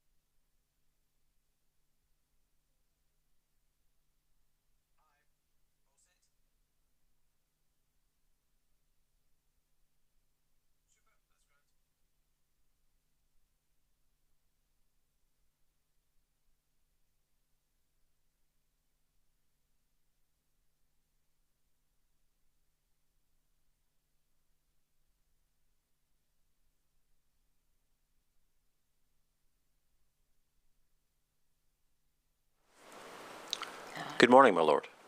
Good morning, Mr. Stephen. Now, you have a panel for us now. Yes, my lord. For the remainder of this morning and into the afternoon, we have a panel of 4 people representing food aid organisations. Those 4 people are Mr. Neil Hay, Miss Kirsty Haig, Miss Monica Lee McPherson at MBE, and Miss Jill Mackay. Good morning to you all.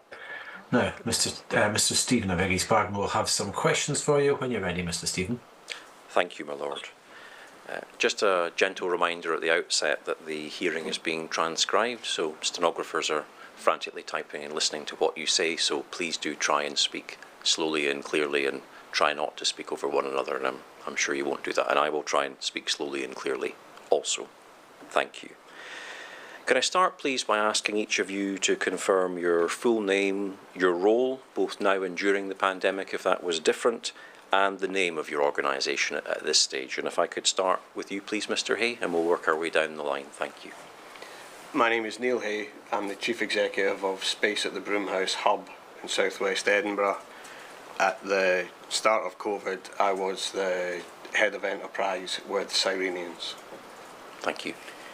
I'm Kirsty Haig. I'm the COO of Edinburgh Food Social, and at the time for this was part of the Food for Good coalition and worked at Edinburgh Food Social and volunteered running the kitchens.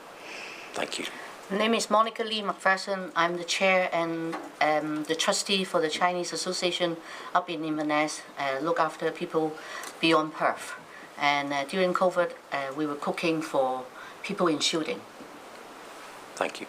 My name is Jill Mackay. I'm Chief Executive Officer of North United Communities, a youth and family service based in North Glasgow. My role was the same throughout the pandemic, and I'm still the CEO. Thank you all. You all participated in a roundtable discussion which took place on the 24th of June of this year, and a written report of that roundtable meeting was produced and approved, I think, by each of your organisations. Is that correct? That's correct. Thank you. And for the record, the inquiry reference number for that report is SCI-WT0316-5 zeros and a 1. Just to reiterate that everything that's contained in that written roundtable report, and indeed any other documentation that you provided to the inquiry, will be taken into account, even if we don't touch on it in your evidence today. But nonetheless, hopefully we'll cover the main issues. In terms of the plan for today, time permitting, I would aim first to ask you all for an overview of your organisations, what they do, how long they've been running, things like that. Secondly, to touch on the key issues and impacts experienced by those individuals and groups supported by your organisations during the pandemic. Thirdly, the key issues and impacts experienced by your own organisations and staff during the pandemic. And then fourth and finally, any potential lessons that you feel could be learned, and that might be things that were done well, but also things that you think the Scottish Government perhaps could or should do differently if they were in the event of another pandemic or similar event. So if I could start please with asking you to provide an overview of your organisations, for example, where you're based, how long you've been running for, and what it is that you do. And again, if I could ask you, Mr. Hay, to start, and then we'll move down the line again. Thank you. So Space at the Broomhouse Hub, as the first of the 2 organisations, is a community anchor hub based in southwest Edinburgh. Been in existence for approaching 35 years now. We deliver community services that start with babies and toddlers, go all the way through to our oldest members, 101. We provide support for individuals, families, and the community more broadly. We provide employability services, we provide carer support, we provide befriending services, everything that goes with trying to build and hold a community together. Cyrenians, for my other hat, have been on the go for more than 50 years. They're primarily focused on challenging the consequences of homelessness. Both organisations try to work as far upstream as we can to avoid it, and aren't particularly involved in crisis intervention. It's about early intervention for us. Okay? Yes, thank you. So I'm from Edinburgh Food Social. We started in 2015 and it was about ensuring that people in Scotland had access to Scotland's great produce, but also crucially they knew what to do with it. So food education that came with it. We kind of pivoted in COVID times. I'll obviously talk about it more later, but we then started doing community food provision, and now that sort of wider community food work is sort of the core of what we do. Our sort of main project at the moment is around focused on trying to change the food culture in Craigmillar, be that through mass kind of food education, teaching people how to teach how to cook, training people to work in the hospitality sector, and basic cookery skills at every level, and meals in pantries and food banks.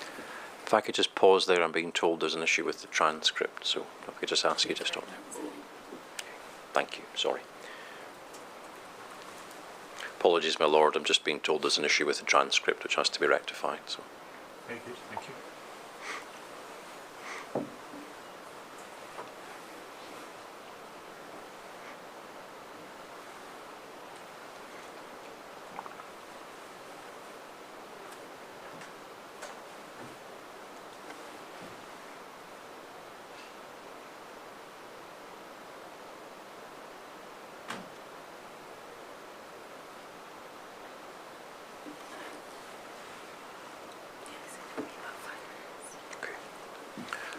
I'm being told it will be about 5 minutes, my lord, just for awareness.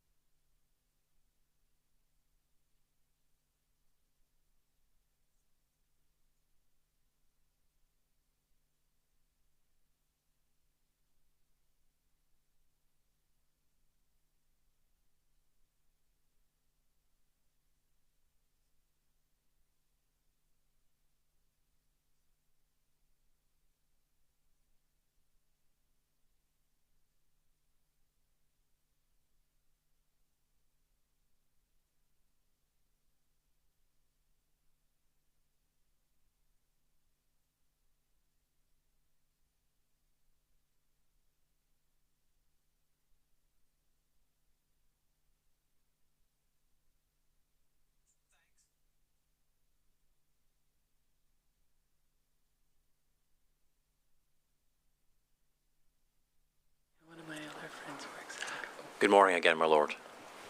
Good. All sorted? Yes, I'm being told we're okay to proceed. So I will Good. do so. Thank you. Sorry for the delay, ladies and gentlemen.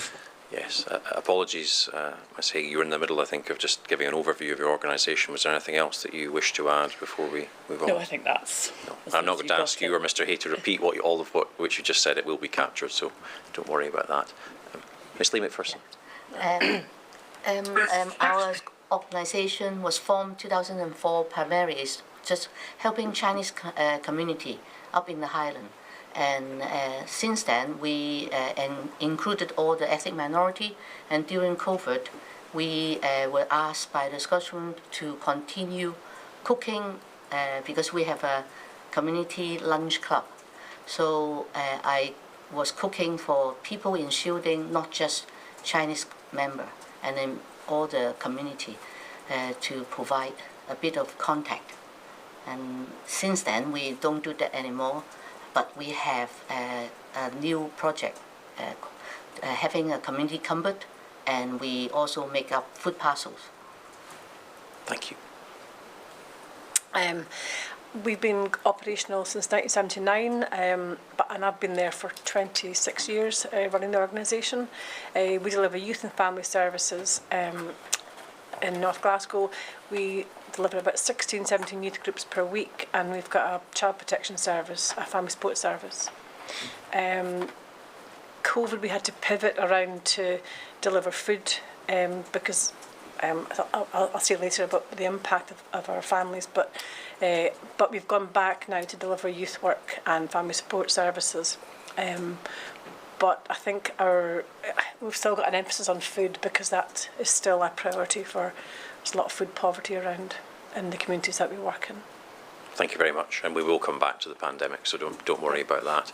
So thank you all for that overview of your respective organisations. I then want to move on to talk about the key impacts or issues experienced by the individuals or groups that you were supporting during the pandemic. And that may include, for example, issues such as access to food and food support, social or community isolation, mental health, fuel poverty, digital inclusion, any disproportionate impacts or unequal impacts on particular groups or communities, and the extent to which the pandemic worsened existing inequalities, and any other key issues or impacts that any of you wish to highlight. If I could start in this section, please, with Ms. Lee McPherson, and then we'll work our way down the line to Mrs. Mackay, then back to Mr. Hay, and then Ms. Haig. Please feel free to build on anything that others on the panel mention, and also any matters that you consider key to your own organisation. So, Ms. Lee McPherson, if I could ask you to start, please. Okay. The Chinese Association, was formed just primarily is to help access for Chinese community, because a lot of them don't have the language and don't know the system, and it was formed then for that reason, and then help them to access service provider and be a bridge and a voice for the Chinese community. And then when COVID started, nobody can come out, and a lot of them don't even watch television, and because they don't have the language, and all the information are all in English. So I have to act as a go-between, passing on messages, phoning them up, telling them what is happening. And we were lucky because we are the only Chinese association beyond Perth. So the Chinese Consul General supplied us with boxes and boxes of PPE, but we have to go and deliver to our member first, and then wider community Chinese people who lived and work in the Highland. And then through the time, and then we have been asked by the Scottish Government to cook for people in Shielding. Chinese member, we don't have that many, but mainly is for all the people surrounding area within our community in Inverness. But then we are a very, very small organization. We were lucky we have support from ethnic minority group like Sample, and the council did give us some money and to help us to get it started. And the rest, because I have been picking up food from fair share provider, partners, Tesco to pick up surplus food and make up food parcel to deliver to a few families that I support. And they weren't Chinese, they were local people. And during COVID, there was so much more food surplus. And we can pick up a lot more and using them for our food cooking. And lucky the surrounding community, people, they can't go to work, so they asked whether they can help us. And I was cooking about 6,000 for the first COVID lockdown. And then I have 9 community volunteers to help us to deliver. And I have one member that I could ask for to help me, within our community. I cook and she pack, and then the volunteer come to pick up. And we rely on, just goodwill of people. And we can't pay anybody because we don't have any income. And we find out that there are people who are very lonely, and then with the food delivered at the doorstep, some of the volunteer was held up for over half an hour because they want to talk to somebody. And so I make a point every week, if I don't give them the food, I call them and make sure that they're okay and give them any information. And then if they need any more supply, or even go to pick up pharmacies, their medication, or walk their dogs, take their rubbish out. And it was, I find the COVID pandemic help people understand they have neighbors. And then this is a very good concept that people suddenly become more friendly to one another. At the same time, it is very sad because there are member of the our member, they don't speak enough English to call the doctor, or because the doctor CP, you have to do e-consult. E-consult, and then a lot of them don't have English. They don't have Wi-Fi, they don't have a computer, and they don't have a smartphone because they always do Chinese, watching. So I try to do things for them, but so often the NHS would not allow me to coordinate with them or interpret, even though I am an interpreter. I run an interpreting company before I start the Chinese Association.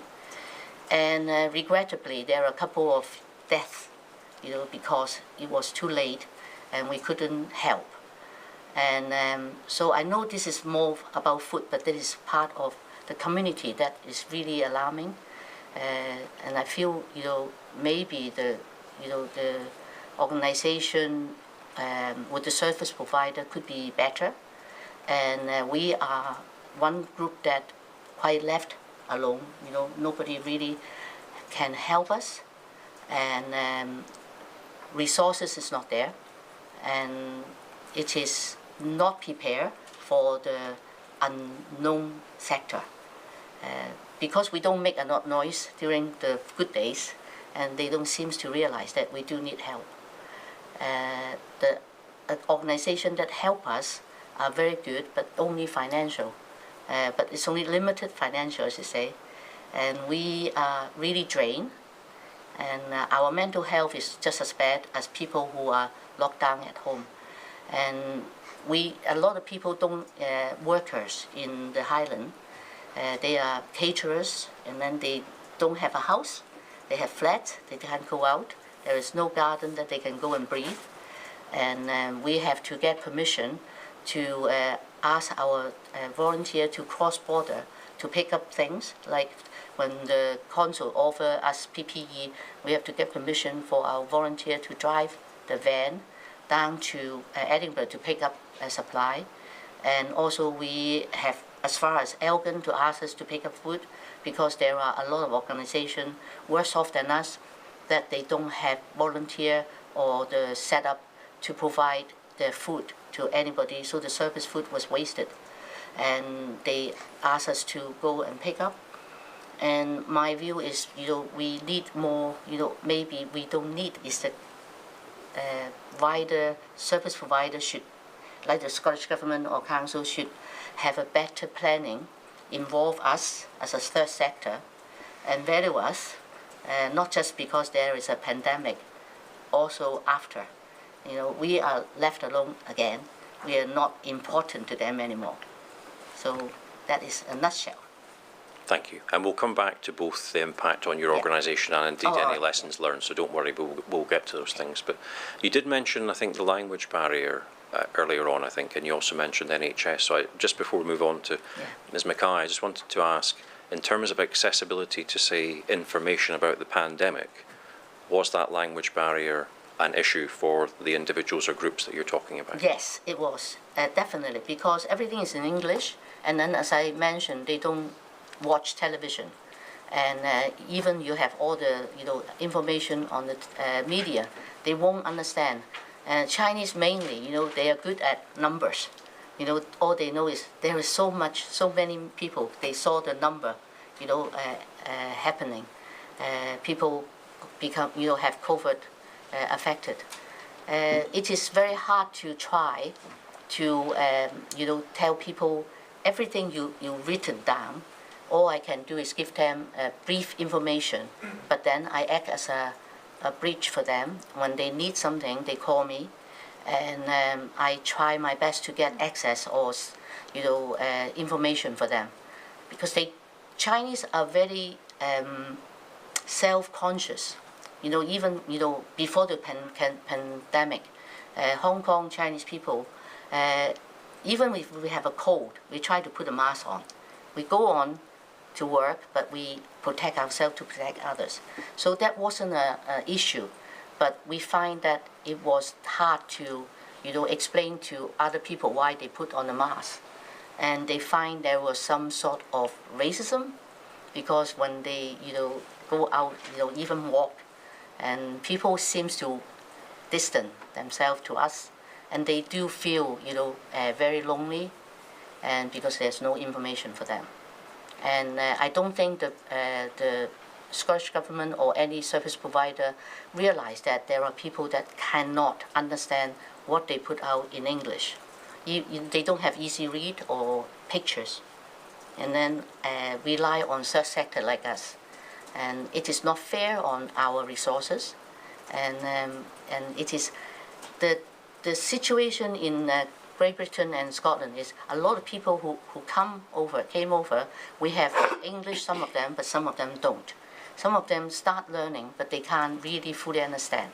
And then the children born here, they have English, but they don't have Chinese enough to interpret for their parents. So this is really a big barrier. And I think we need to, I try my best to make it simple and pass on the message. But I think it shouldn't be down to our third sector. And I'm not just talking about Chinese, and because we help all ethnic minorities. So it relies on the goodness of the people of their organization. If I ask if they can translate something basic so that it can pass on. Thank you. I'm conscious of time, so I'll move on to Mrs Mackay, please, to talk about any key issues or impacts that the individuals or groups you supported were facing during the pandemic. Okay, please. For some of our families, it was poverty on top of poverty. A lot of them lost their jobs because they're in 0-hour contracts or lost lots of hours, so that impacted them greatly. A lot of people as well they had never faced kind of having to go into universal credit, and that 5-6 week gap was threw people into crisis completely. So we were a kind of first, we were part of the emergency response. We were kind of an anchor organisation and bringing people together. So that was difficult. It was difficult, quite sensitive work, because we had to support people. I had to be very careful. I didn't judge people and reassure them when because they didn't know what they were. They've never faced the situation before. So, and then a lot of people lost their hours, 0-hour contracts. So they were thrown into kind of complete confusion. Young people as well, they were obviously isolated. We had to deal with a couple of attempted suicides in young people, and that was difficult. We had to kind of do walk and talk sessions with young people. Obviously we couldn't visit them. we didn't have any youth clubs or anything. We did online youth groups, but for some young people, they suffered a lot. So we had to kind of we'd get permission to do walk and talk sessions, and so that was kind of quite, hard work. I think so for a lot of people, it was poverty and total poverty, and it was just a hard time for many families. And to be clear, were these communities already in poverty prior to the pandemic? Yes, there were a lot of our services operate in quite marginalised communities, and this entrenched poverty, this cycle of poverty. So it impacted more so. And given what you've said about things like universal credit and that being new or strange to some people, what was the impact upon that, on say being able to access food and things, or fuel or things like that? Well, people didn't know how to. They had that 5-6 week gap, so they turned to organisations like ourselves. We formed a consortium of organisations, so we could work together and collaborate, and then we were kind of our organisation got loads of funding in. So we dispersed that, and we set up 2 food banks, and we supported 2 existing food banks, so people could, and then we kind of, through the organisation, the consortium, we set up we formed this network, so we could, share information, share good practice, but also look at challenges and issues and work out together, to kind of support people. And we also, were tasked with, we do a lot of child protection work, so we had to ensure that children were safe, so that involved some home visits, and then, which we were PP'd up for that, and then some doorstep visits as well, just to ensure children were safe and protected. And we'll come back to the impacts on your organisation in due course. Before I move on to Mr. Hay, you mentioned, I think I heard you correctly, community anchor organisation. Mm-hmm. I think is that's what your organisation was deemed as, is that correct? Yes, we were. And just the inquiry's heard some evidence about this already during this week, but what does that mean in practice if you're deemed to be a community anchor hub or organisation? We were a conduit for the funding to come in, so I had to pull people together, people I've never worked with before, which was actually a very positive thing that happened. So we formed this consortium. So we geographically we covered a larger area. So and we had weekly meetings to look at funding, to look at food provision, to look at other emotional support for families, and how and what part each organisation could play together. But I personally, with support, pulled people together and worked there was maybe about 6 of us working together, so we could bring more money in, but also for us to get, well, I'll go into the emotional support that we needed as well, but we could geographically cover a larger area. Thank you. Mr. Hay, if I could come to you on any key issues or impacts faced by those that you were supporting during that time, please. So it's a big list of the people that we support. So those that were shielding, families, students and young people, frontline workers, key workers, minority groups, older people, homeless, self-employed, those on 0 hours contracts. I'm missing probably the same amount again. The need was that great. Cyrenians, we positioned ourselves with a sort of overview of the city. So there was an immediate rising of organisations going out and doing what they felt was the right thing to do at the time, and how they would support their communities. I chose to take half a step back to begin with, to see where the gaps were, to see what was being asked and what wasn't being delivered at that stage. It would be fair to say that the state public sector took a long time to line its ducks up and work out where it wanted to focus its energies. So that bit of strategy worked in supporting all the the anchor organisations who were delivering locally. We kind of classed it at the time as we were trying to provide to the places who were going to do the last mile, getting it directly to the doorsteps. When it came to those that were shielding, we did have specific delivery runs across the whole city to people who were struggling to access food and connection.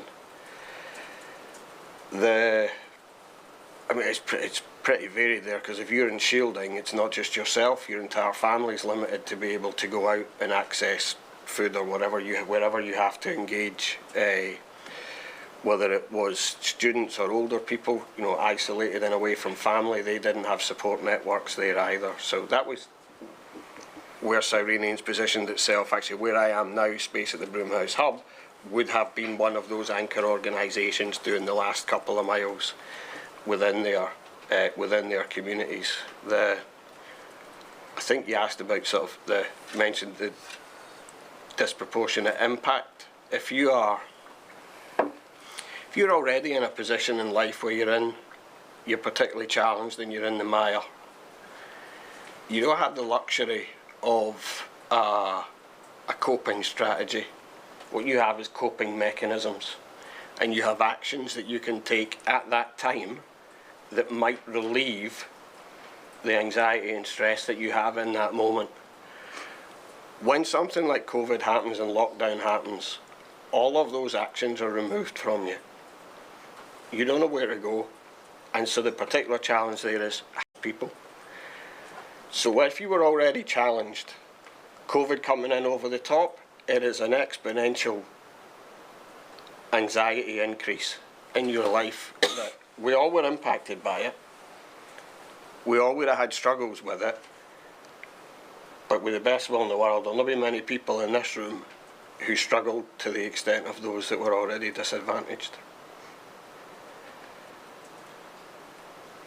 Just on that note, to be clear, is there any particular groups that you would highlight as being particularly, I know it might be a wide range, but when you talk about disadvantaged groups or those who are already in a difficult position pre-pandemic, who would you highlight? So those that were shielding, because that was completely different and it impacted on the other members of the family and who they have.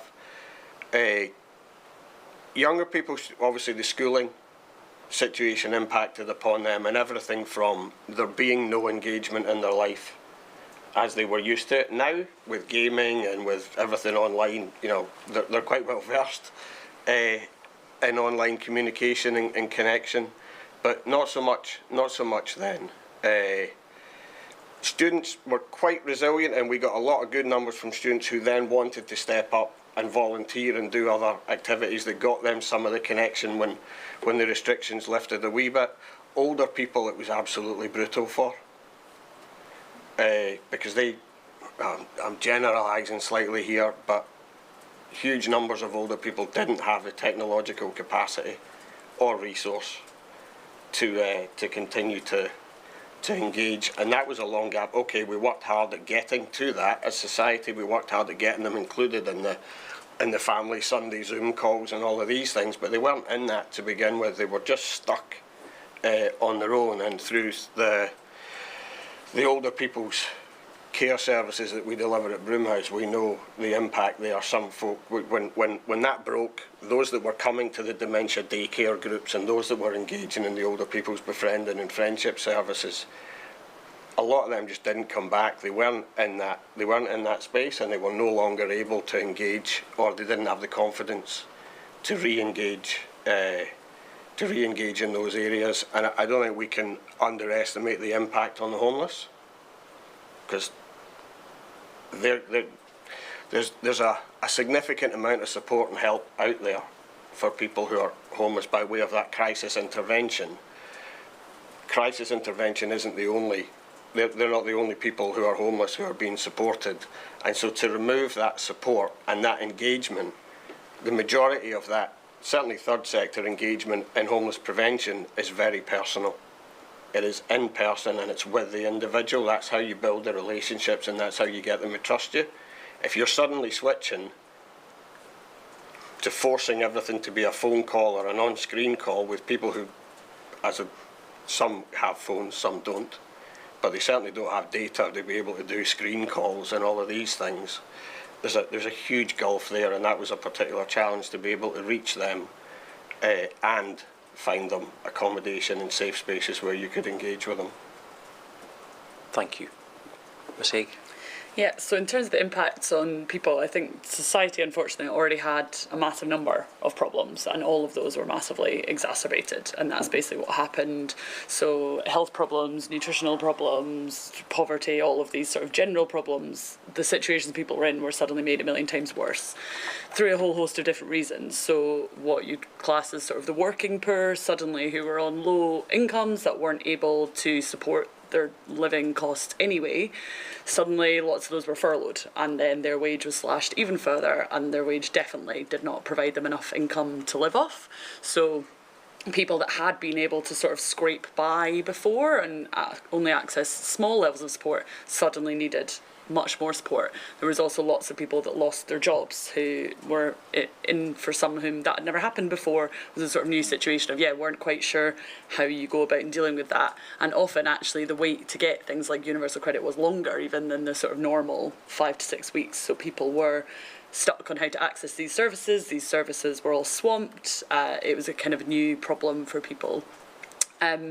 But there was also the people who already didn't have jobs, and also lots of people who I suppose relied on their networks. And I think particularly this is something which in some senses I think a lot of sort of the more deprived communities and families are very good at, is banding together to help each other, and also kind of basically I suppose things like, supporting people, families supporting each other with childcare and things, whereas all of that was taken away in that you weren't allowed to visit people and support people. So their existing networks that people had access to suddenly no longer existed.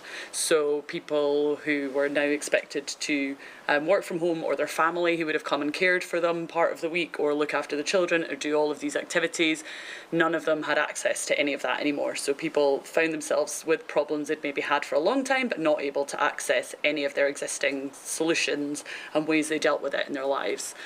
So all of these sort of made life incredibly difficult for people. So I think in terms of, so when we were providing meals to people, it was at the beginning everyone who was receiving the meals was getting phone calls to ask them about various different things, and whilst there were some people who they'd kind of, to some extent, you might say, been slightly kind of used to this in their life, which absolutely doesn't make it okay. Nobody should ever be in that situation.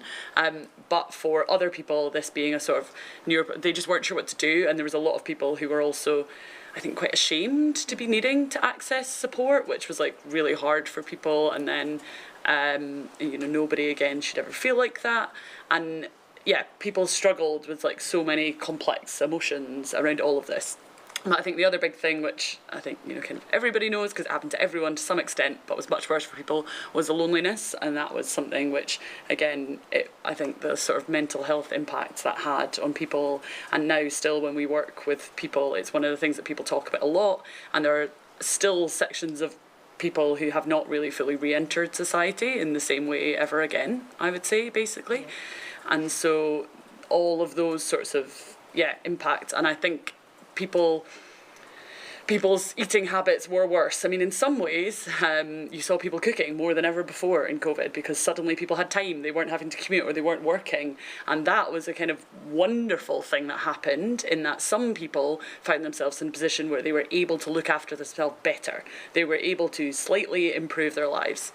And some people who kind of had more middle class and were furloughed and did not have to worry about their income, were getting in touch and wanting, recipes and to try new things. And, veg boxes became oversubscribed, but that was also because the food chain supply systems were terrible, and another whole issue. But some people were in a position where they could improve their lives, improve their nutritional diets, improve their health, improve their skills and abilities. They took up second jobs whilst they were furloughed from their first one. They did language classes, they did whatever. But for other people, the experience was entirely different. And I think also the sort of job market and the society that people operated in before just now no longer exists. So lots of those kind of jobs have never come back. Lots of people's kind of health has never come back back in a way that means there's lots of people that kind of had existing health problems that then didn't get appointments, you know, all sorts of like hips and knees and all of these, you know, the wait lists were so massively long, so then people's health problems became much worse. So whilst before they would have been able to probably kind of return to work at some point soon, things became much worse and they've not been able to ever sort of return to work in the same way, or they're in a much kind of different state.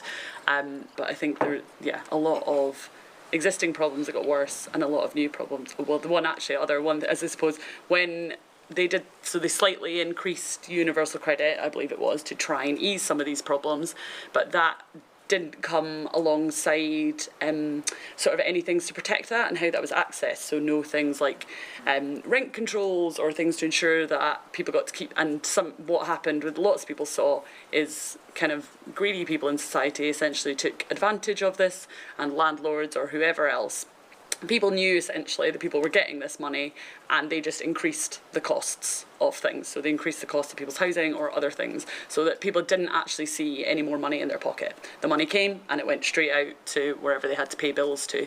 So I think there's also something around how ensuring people actually are able to have the money they need to live off and not just allowing everything else around them to kind of increase and take advantage of that. Not having access to gardens was obviously a massive one. Thank you. Before we move on, you touched on the provision of food.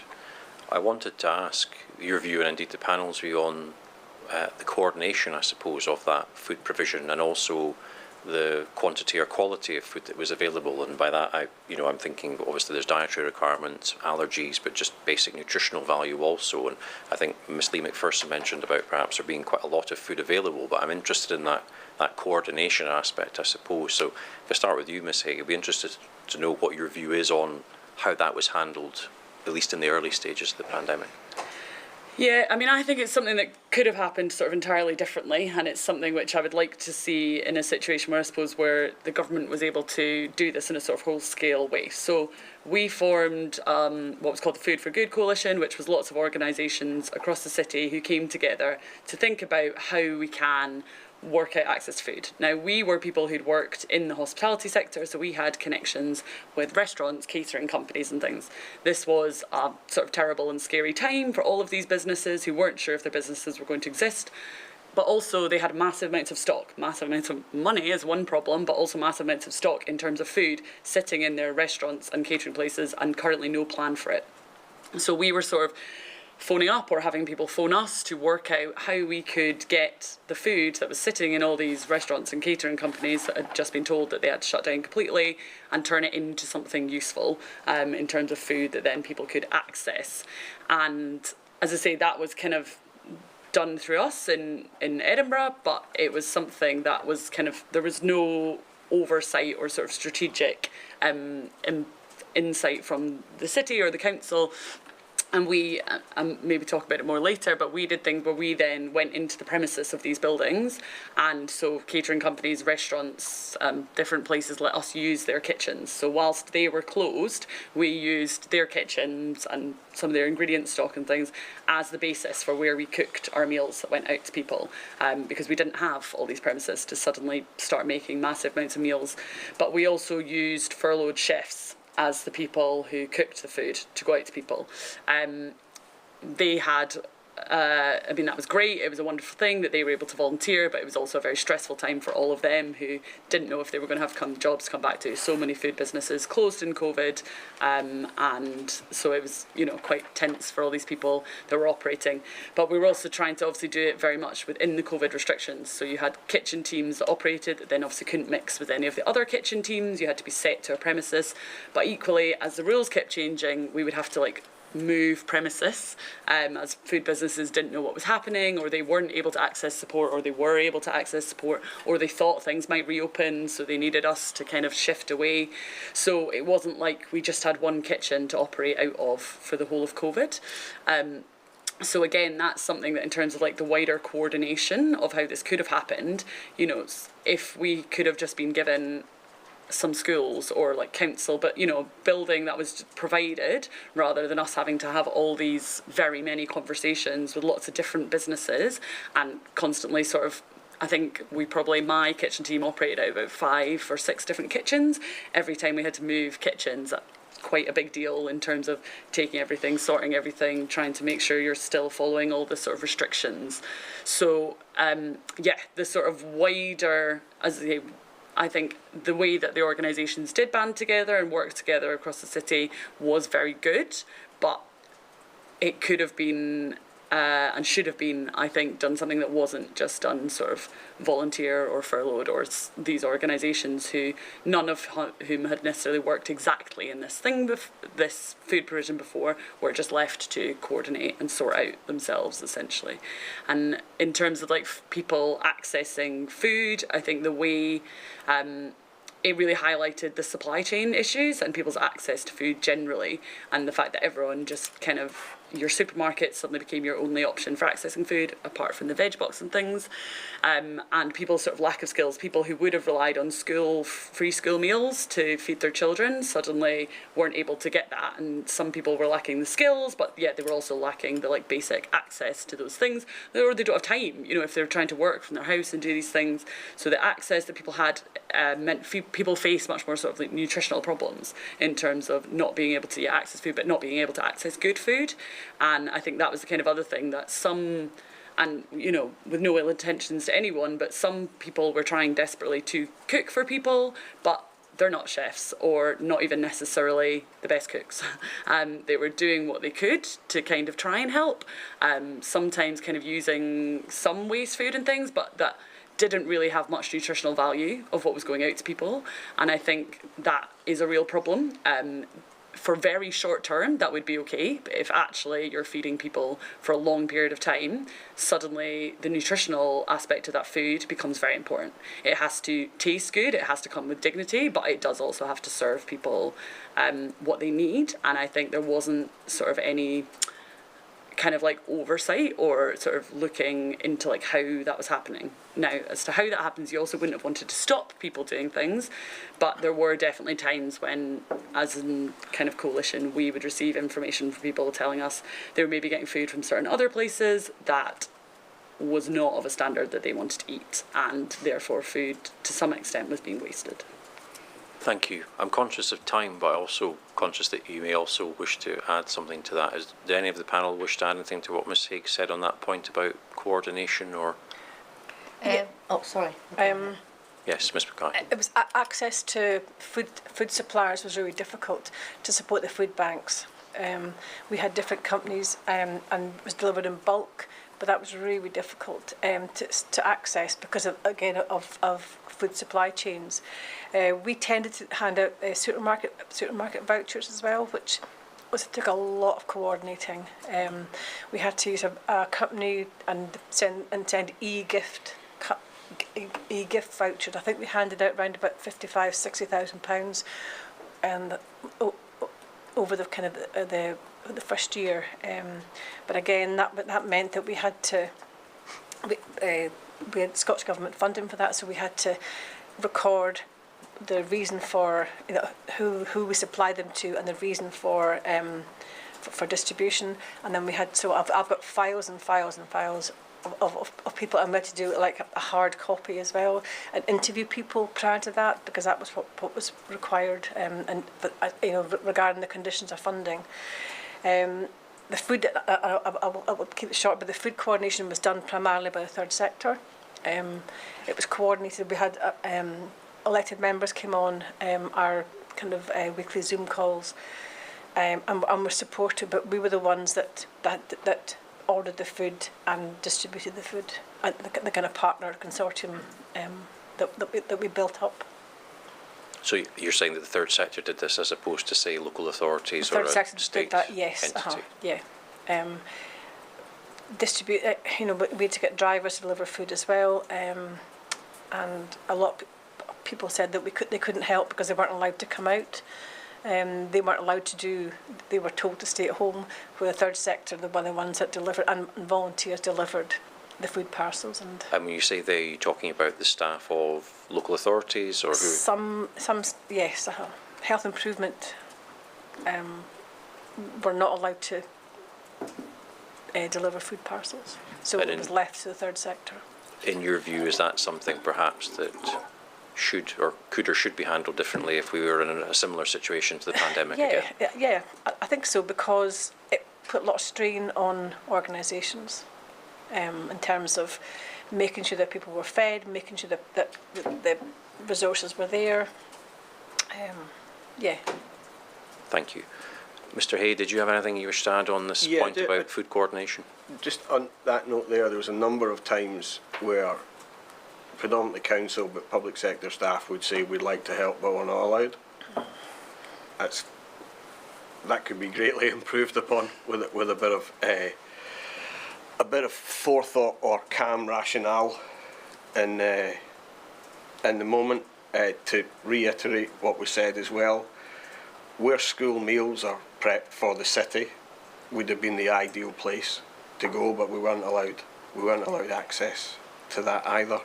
And I just wanted to touch on funding. So I don't know how else the rest of the country work with funding, but in Edinburgh, for the food response, the council then used EVOC, who are our third sector interface, who handled the funding with regard monies going out. Now, they didn't get any, as far as I can work out, they didn't get any guidance on that. It was then just left to those who were in that area, speaking with them as to how best the funding could be allocated.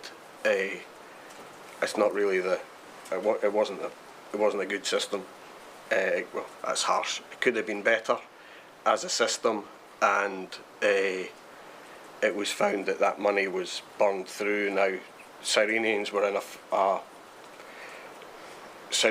in a position whereby they're a bigger organisation. They had more funding relationships with places that they could speak to, and so didn't draw down any council funding for all of that provision. But had we come in and asked for that, it would have decimated the funding that was then available for smaller organisations. So there was a far better criteria could and should have been set out regarding how funding was allocated for the food response as well. Thank you. May I add? Yes, yes, please go ahead. Regarding cooking for meals to deliver to people in shielding. Although I only cook 5 days a week, 6 days a week, but literally it's a whole week, and it is not easy. There is no support aftermath, and also because when it is locked down, if we haven't have to cook, then we will be okay, because the landlord was kind enough not to charge the rent, but we still have to pay electricity, all the fuel. That wasn't help. They give us the money to do the cooking, and I didn't realize that at the time that I could on my funding application can add on the resources, and it was not if we don't have to cook, we don't have that much to pay, but because we have to cook, we have to open the center, then that is the outgoing. And also the thing is we have some because majority of our members are caterers, but not in restaurant, they are takeaway, and some of them most of them can open, and some of them even offer to the NHS or service provider, they have to work, they can go to their takeaways to get their food, next to nothing, just to cover the cost of the food. But at the same time, we at first because what I know to cook is Chinese, and then the first wave I was allowed to cook what I know, and then the second wave, the second lockdown, I was told by the Scottish government, you can't do that, we can't afford that much, £8 per head or whatever. So I have to learn, try to cook European food, like spaghetti bolognese, which is cheap, pasta and things. And then that affect on our member, because we are rice eater. And then we have, to apologize to them, say, because I don't have that kind of money, it is going to be European food, not Chinese. And on top of that, there are a lot of referral from, GP or other organization. Can we take them on? And then some of them has special requirement, a dietary requirement, which is quite hard for us, because then I have to cook separate and do this. But we try our best, you know, and then some days we put on, give them dessert like, you know, our animal farm, you know, with the animal face buns, so that they have that for their dessert, and bring a little bit of smile to people. But on a part of them, sometimes the food that we receive and we can't cook and we can't choose, so we have to make the best. And sometimes I hate to say we have to waste it because I don't know how to use them, you know, the vegetables and things. But one other thing is no fresh fruits, and that is very hard. Fruit is so important in the community, you know, and I think, you know, the government did not help to coordinate. I think it needs to be better coordinated, and let, you know, instead of let the food waste, they should, you know, help or give us the support. We are volunteers, and it is not easy. You know, they give up their time, and then I can't even pay them for their petrol money. You know, so. Thank you. I think we've touched on some of this already, but we'll move on then to, I think, key issues and impacts experienced by your own organisations and staff. And as I say, I think some of your contributions have already touched on that. But that may include an increase in demand for your services, the ways in which your services had to adapt during the pandemic, any impacts upon your staff that you wish to highlight, and any financial impacts upon your organisations. And I think at least two of you have spoken about funding, but for example, the spending of reserves or being able to access those funds. Or any other issues you wish to highlight in relation to, for example, guidance or the identification of key workers, or indeed anything else. So, Ms Haig, if I could start with you on this, and then we'll go to Ms Lee McPherson, Mrs Mackay, and then finally Mr Hay on this. Thank you. Yes, so as an organisation, I mean, the main thing that happened for us is we were meant to be moving into a lovely new purpose-built training kitchen, and that didn't happen, one because the building works of it kind of stopped, but also it became clear that that wasn't the best use of money, in that we wanted that and it was going to be lovely for us, but what people needed more was food and support. So all the money that we had raised for that, we instead spent feeding people, and we'll probably never quite get the money to do that again. It was definitely the right thing to do, but I suppose that's the sort of thing of all of our organisations, I think, put our sort of general work and things on hold to just keep things running and going, and we slightly pivoted. As before I said, we didn't do any direct meal provision in that sort of way at all, this sort of wider, what I call community food work. But it became clear in those first couple of weeks from the conversations and from speaking to sort of restaurants and companies and things that, yeah, there was this food, and we had the ability as chefs to be able to turn this into meals to feed people very quickly. So we just started doing that, and then working out how to do it and how to work with other places, and building this coalition of other organisations to do it with us, to help work out how to coordinate this across the city and do the delivery and things.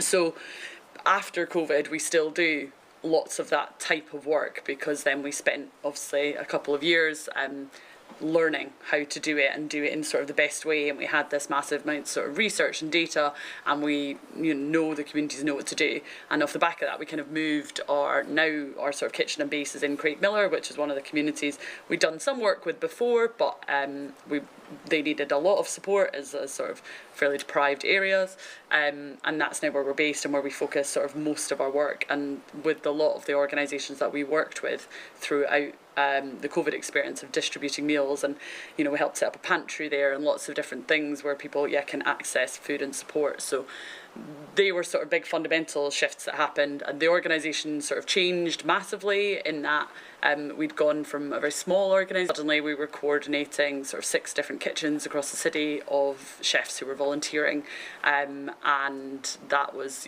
quite a different thing for the organisation that then kept changing. So now in Scotland there's a kind of real shortage of volunteers, because post-COVID people are less likely to volunteer, they're more likely to pick up second jobs, and they're more likely to just want to sort of enjoy their free time, having had it taken away from them.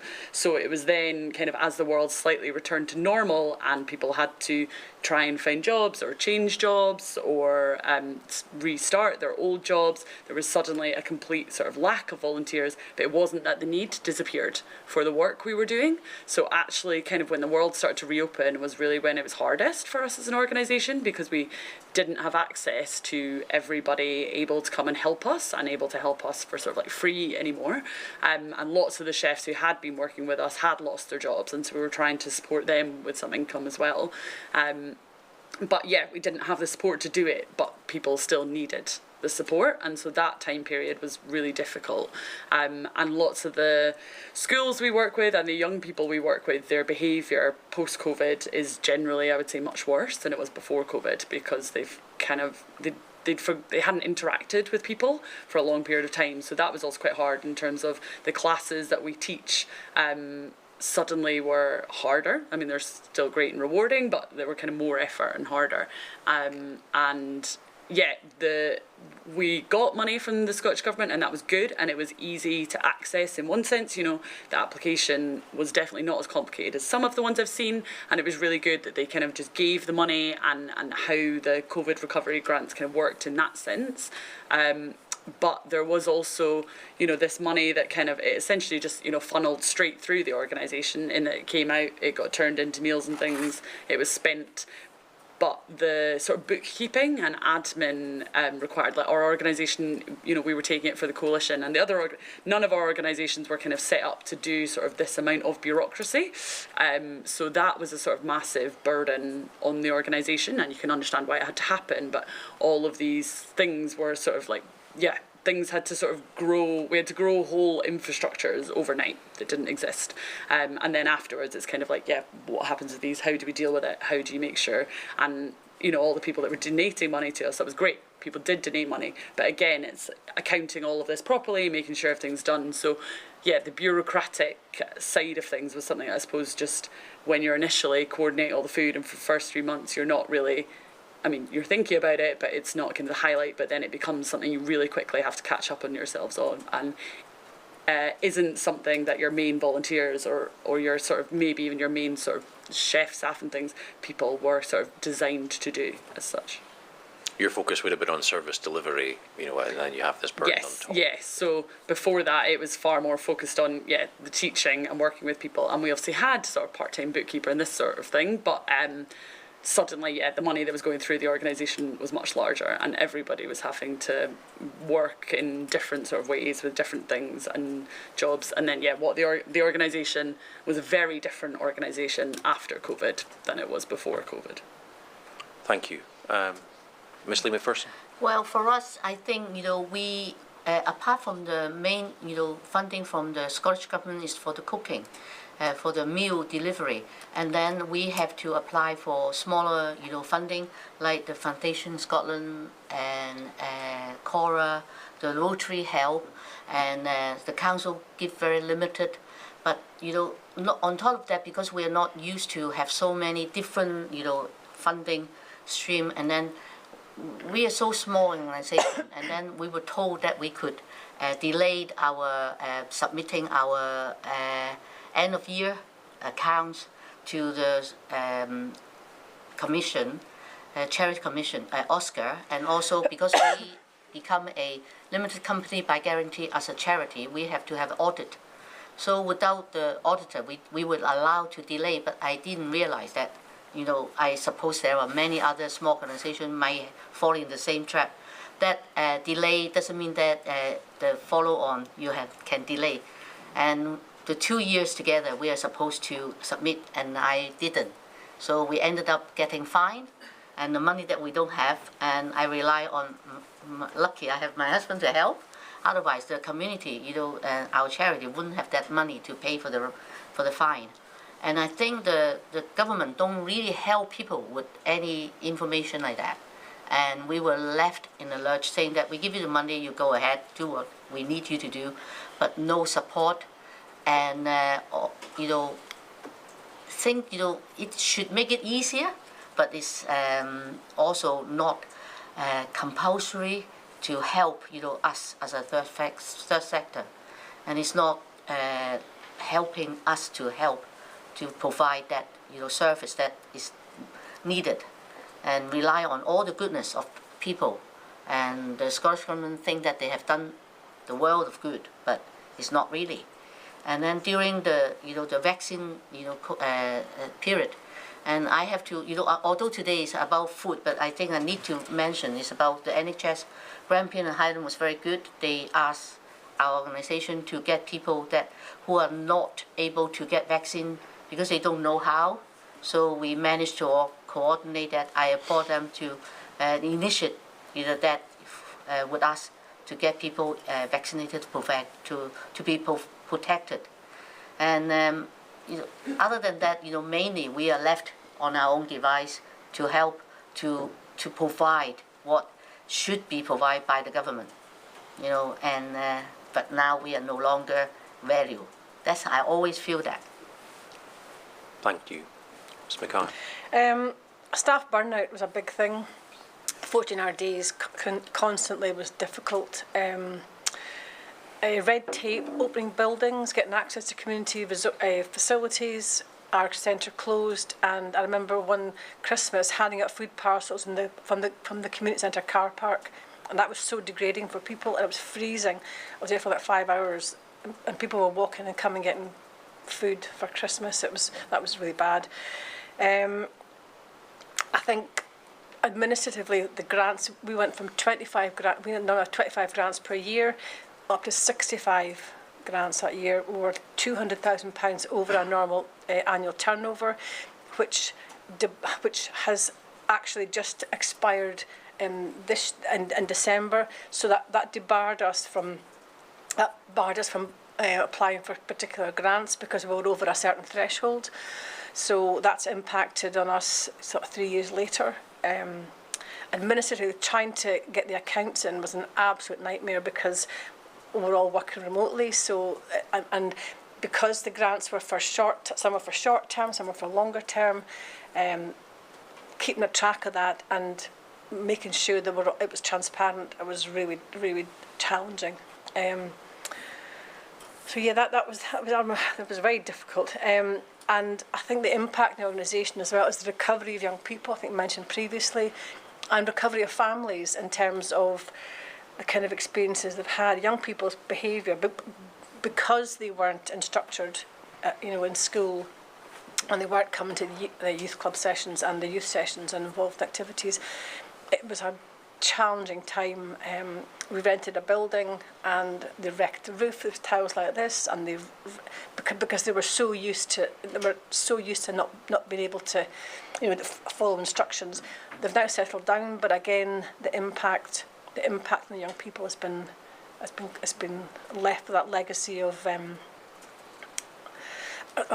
so a lot of young people don't go to school, so the impact of that, because and a lot of them are frightened to go back to school because they've fallen so far behind during COVID, or they've disengaged from education, which is quite worrying for young people. And I do worry about their future and how, and the lack of value of education. I suppose that's not in a judgmental way, but so yes, it was quite hard in our organisation and we've, I would say, just recovered from that. The impact, and the last impact, is that the community centre that I was based in for 20 odd years has not been open since COVID.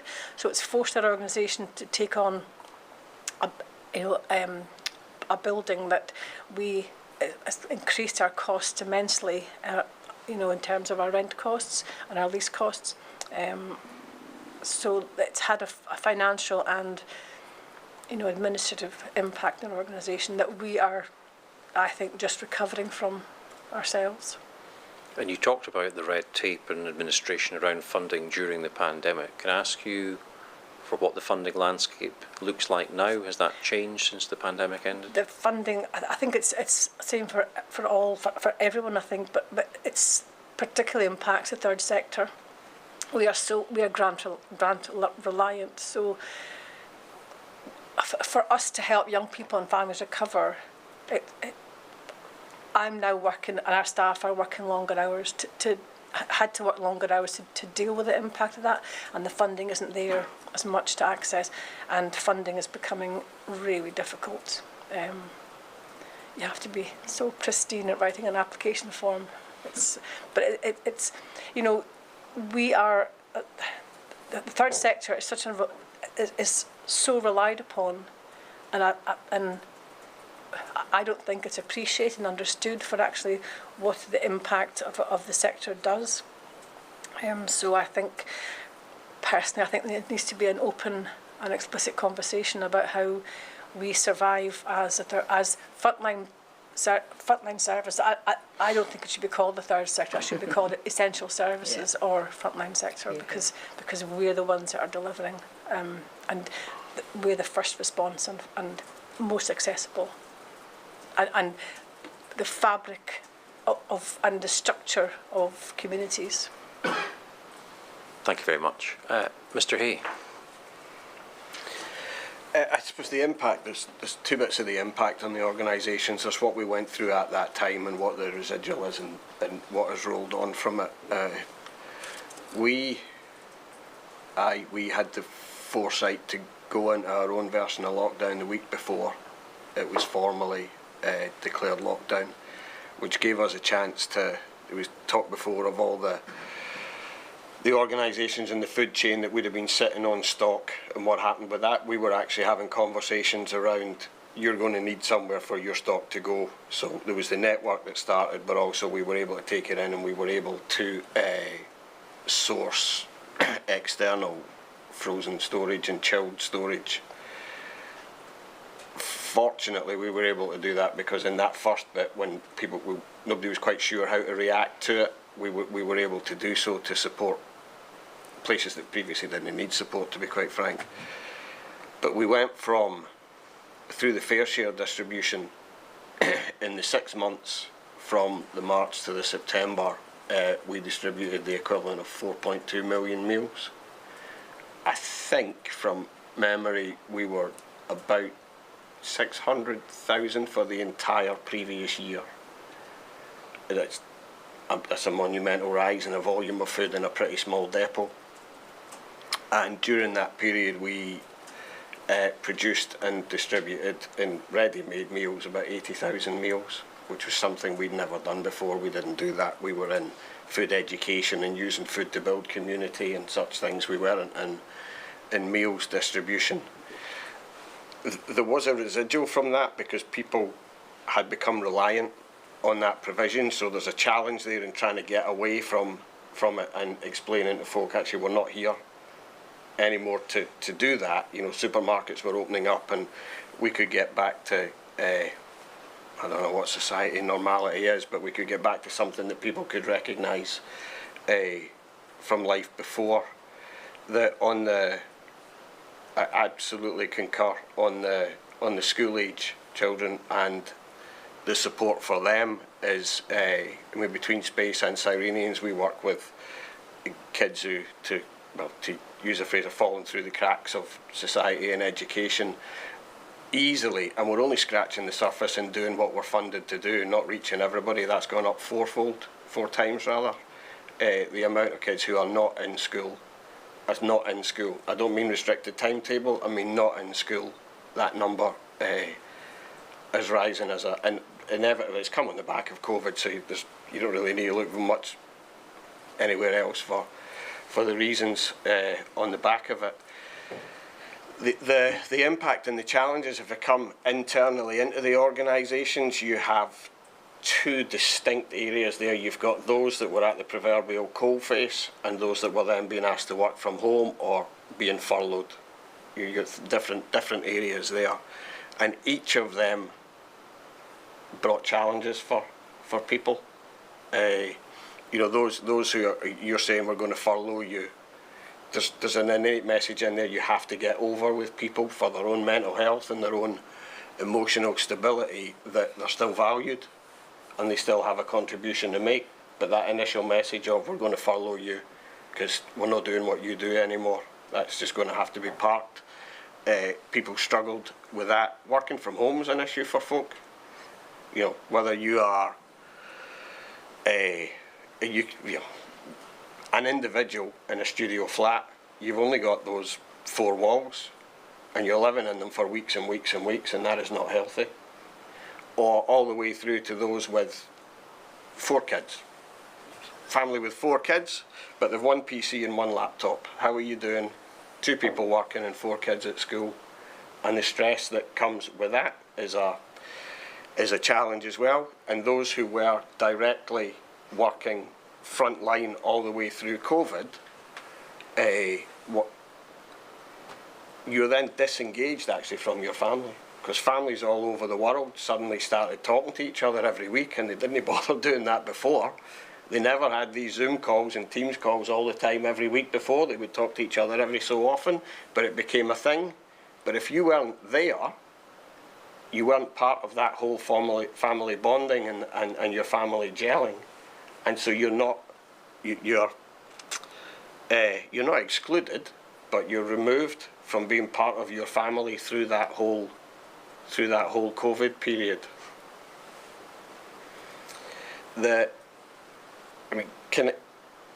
Communities are built on connections. And so if whatever your community is, whether that's your family or whether it's geographically where you live, when all those connections break, or you say you have to go somewhere else to get that connection, it's a challenge. And the whole thing has changed. Obviously, we all can join meetings now digitally. We don't have to physically be in the building, etc. But that's still, it's in some cases the legacy there is a positive, but for other people it's never going to be a positive because it's not an environment they're comfortable with.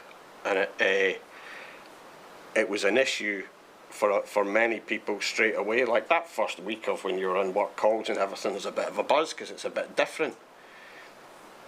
By the 3rd month, when you're still sitting in your home, in your house, and the kids are shouting at the background because they can't hear their teacher and all these things, it's not a positive environment. And there are positives on the back of COVID or whatever, but that lack of connection or that change in connection isn't one of them.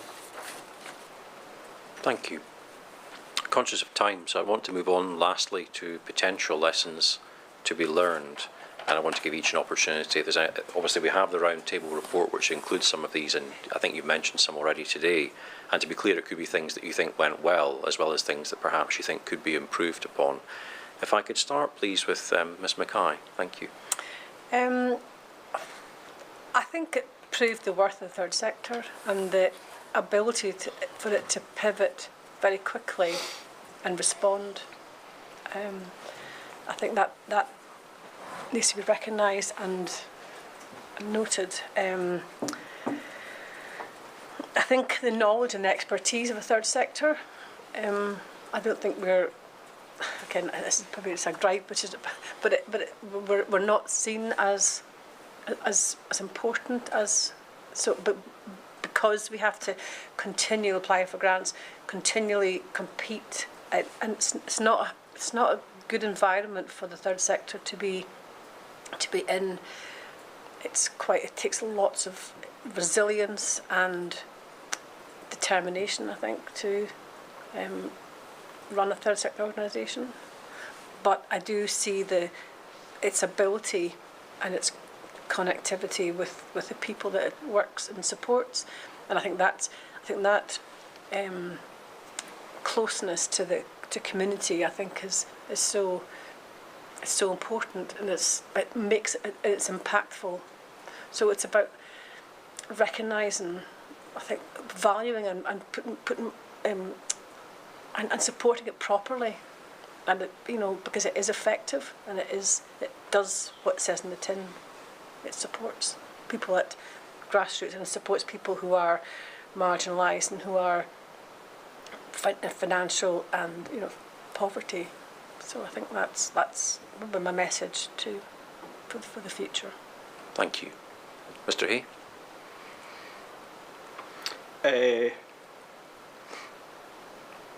I read somewhere recently about the need for there to be a robust future plan around any pandemic or such a thing.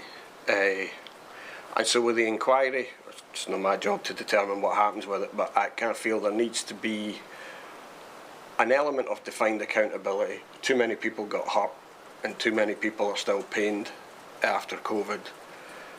So that would be one element. The other bit is yes, to have a robust plan in place if any such thing should happen again. But I actually think as the public sector in Scotland, I think they're pretty good at being robust if robust means plans. We're really good at strategies. We spend an inordinate amount of time on planning, but resilience comes with delivering.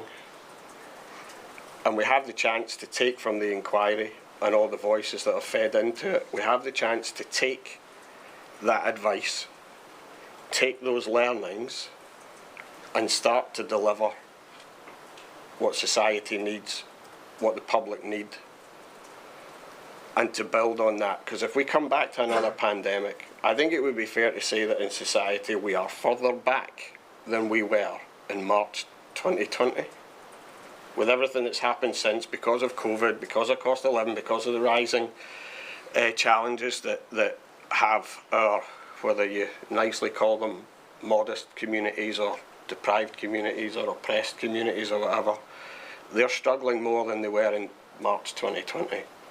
And if something else hit and we are starting even further back than we were in March 2020, then we're really struggling, because we don't have the public finances now that were there then to respond to it. So by way of lessons learned, there's an element around the specifics of COVID, but actually I'd be going further than that and saying that what we have to learn is we need to deliver on what we're told, not just create a strategy that we can pick a folder off a server somewhere or 54 off a shelf somewhere and build on that now before everything that we did is forgotten and stuck away in the archives. Thank you. Ms. Haig. Yeah, I think one of my main things would be, to some extent, what Neil was just saying around that if society had been in a better place to start with, COVID wouldn't have been as bad. So if there had, you know, people had the money they needed to live off, people were able to access the food they needed. So I think there's a level of which we just need to take the issues that are facing our society more seriously, and more effort needs to be put into addressing them. And then it would, around food chains, I suppose, and food supply, people's access to food became difficult. You know, supermarkets ran out of things, so I think there's a real need to look at how we shorten supply chains in this country and how we do more to support food producers. And, you know, so we were working directly with lots of farms and places that suddenly weren't sure how to get out their food to people because they're used to selling it to restaurants and food businesses that were closed. There's a lot of food producers that really struggle in this country. It kind of shouldn't be the case at all. You know, we've got a good environment for growing here in this country, and that there's lots that needs looked at, in terms of how people access food. We shouldn't be in the situation where, you know, Fair Share has, you know, we get 75 kilos a week of food that was otherwise destined from the bin for Fair Share, and that is a ridiculous system. Like, we need to have a much better plan as a country and as a whole nation, I suppose, as to how supply chains and food is accessed and people can access what they need, so people aren't ever left in situations kind of like that again. And then the points that I slightly made earlier around sort of state buildings and I suppose to some extent staffs and things, if we'd been given access to some of those resources, that would have made our life much easier. So there were like buildings and catering staff who were used to working in these buildings and things, people that weren't working who could have been, that would have made our lives kind of massively easier. Thank you. Ms. Lee McPherson. I echo all my fellow panelists, you know, what they have raised, but I think one thing I would like to add is, don't class people in the Highland are hard to reach. You know, we are part of the people within Scotland. They should think about us too, because a lot of the times we are excluded or forgotten, and we are the last on their thought how to get us or how to provide for us. And not just, you know, ethnic minority, I think it's general population.